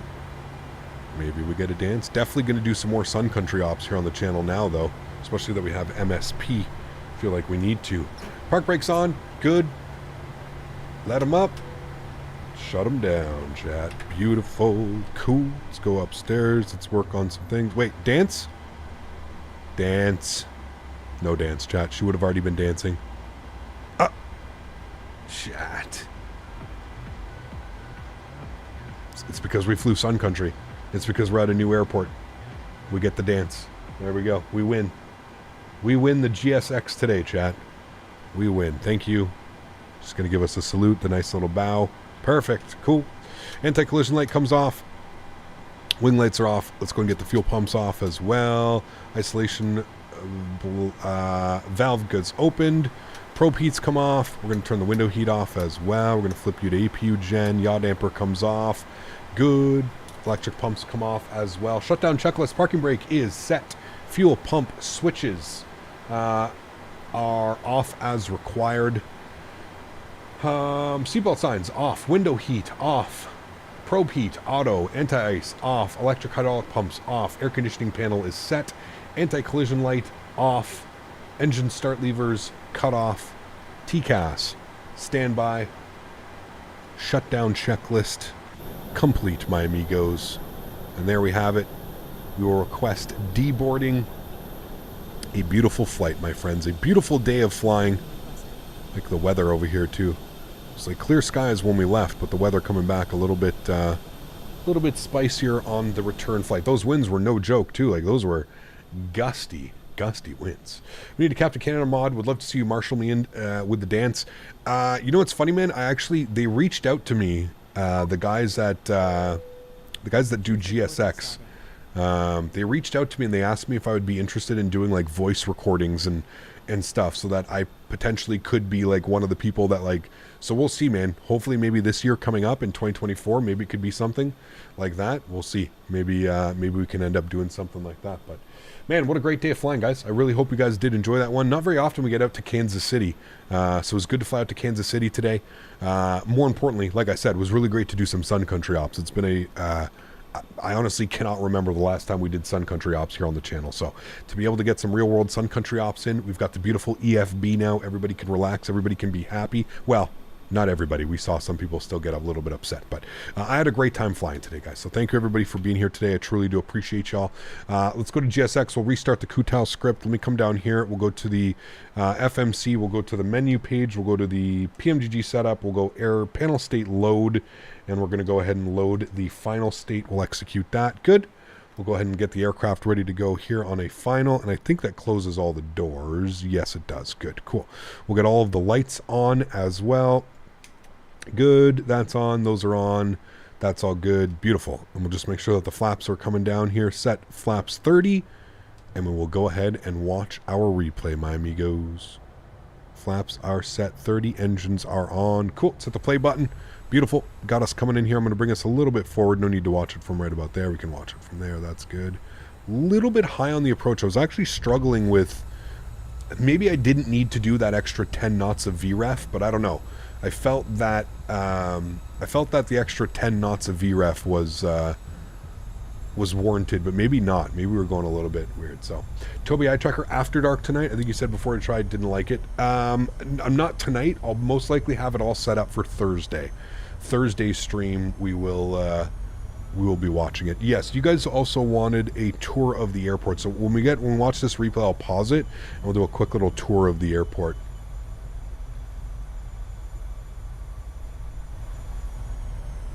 Cut the power early. There was a little bit of the heavy flare. And there was fighting the wind. Touchdown a little bit to the right of centerline, but actually wasn't that bad. It actually wasn't that bad. Nose came down smoothly as well, so it actually wasn't that bad. Okay, bear with me here. Let me put this back down here. Let me hit the pause button. So the flare looked good, just slightly off. We're fighting that wind big time there. Let me pause that, and then let me go outside. Oh yeah, let me track recording outside. Okay. And now we can do a quick little tour of the airport scenery. I know many of you have been requesting this one, and like I mentioned, guys, this is Flightbeam. You're getting quality content every single time. I think this is the international, guys. There is quite a bit of Delta ops here. I mean, they've modeled everything. I mean, this whole car park, all of this. Best airport in North America, MSP 2022. So it just won it. I mean, it's absolutely beautiful. The amount of Delta ops. I mean, look at the wear and tear. Look at the oil slicks and the fuel slicks and stuff here parked. Like, that's what I want to see when I buy scenery, man. I want to see some dirty airports, a used airport, not an airport that looks brand new. I mean, look at the tire markings, the way that they do their tire markings as well. Some of the best, in my opinion. This like a runway that looks like this. Them and Any Builds do an incredible job with like the wear and tear of these airports. Like, show me an airport. Like, you guys remember when we were departing out of MCI, right? Not a tire mark on any of that airport scenery, right? So that's what I look for in scenery. This is like, you know, again, super high level of detail. As I mentioned at the beginning of the stream, Flightbeam, Any Builds, these are some of the only developers that I will spend the money immediately, and I'll go and buy. Most scenery developers, I'll usually wait for like version 1 point something, 1.1, 1.2, 1.3 before spending the money to pick up scenery, because there's always like crazy bugs that are found or performance issues and stuff like that. I mean, I have a huge list like Fly Tampa, Vertical Sim, FSim Studios, these guys, Any Builds. As I mentioned, these are some of the developers I have no problem supporting immediately day one. This is worth your money, chat. These are the developers. I know it sucks. I wish that they could have this level of detail at every airport that we purchase that we have to buy, but these are the developers that we need to be supporting. These are the developers that we need to be, this is the stuff that we want in our sims. I mean, this is just simply incredible. I mean, look at this. Look at how beautiful, look at how well blended this all is into the terrain and everything. It's crazy, man. The quality here is top notch. Absolutely some of the best. Yeah. Like, I'm probably missing some names for other developers that are just as good out there as well. So, but yeah, absolutely top notch scenery. Cool. We'll bring this back. We'll watch some more replays. Mods, donators, and sponsors, thank you all for everything that you guys do for the channel. Without you guys here, none of this is possible. So seriously, thank you all so much for the support. I truly do appreciate it. I hope you guys enjoyed today's live stream. Again, one last time, if you haven't done so, don't forget to smash down the thumbs up. Next live stream for me is going to be Thursday afternoon. We're going to be flying Thursday afternoon. We're doing Minneapolis to Winnipeg. I believe we're doing Delta Ops. And then Thursday evening, we're doing Minneapolis to Chicago Midway. So we've got all kinds of fun stuff planned. We may switch that, actually. I'm still undecided. We may do the Chicago Midway in the afternoon, just because I feel that there's more people that probably want to see that than flying into Winnipeg. Nothing against Winnipeg, but obviously Chicago Midway is probably the more preferred location. So we may check that out. But other than that, that's the plan for Thursday. We'll be doing some more ops in and out of MSP, taking a look at this beautiful scenery. I truly feel that it deserves it. More showcasing for the scenery. I know there's probably a lot of people, but to everybody else that cannot donate with a monetary value, but donate with their time, their effort, smashing down that thumbs up button, I want to thank you guys just as much. Everybody for being here. It's absolutely incredible. Thank you all so much for support. I truly do appreciate every single person. This is just the default replay system. Once you figure out the default replay systems, it's really not that bad. I would never pay for a replay system. I think that's absolutely insane to pay for a replay tool. There's other freeware ones that you can use if you don't like the default, but the default does the trick just perfectly fine. Guys, thanks so much for coming to hang out. I hope you enjoyed today's stream. I hope you enjoyed the EFB. Go get some flights done, get yourself used to it, and I'm sure you guys are going to enjoy it just as much as I did. Enjoy the replays. Have yourselves a great Monday afternoon, Monday evening, and I look forward to seeing you guys all Thursday afternoon for our flight to either Chicago Midway or to Winnipeg. Probably Chicago Midway, but Mopar's going to get upset, but that's okay. Probably Chicago Midway. Thursday afternoon will be the first leg up. Guys, have a wonderful afternoon. Catch y'all on Thursday. Happy landings, my friends. See ya.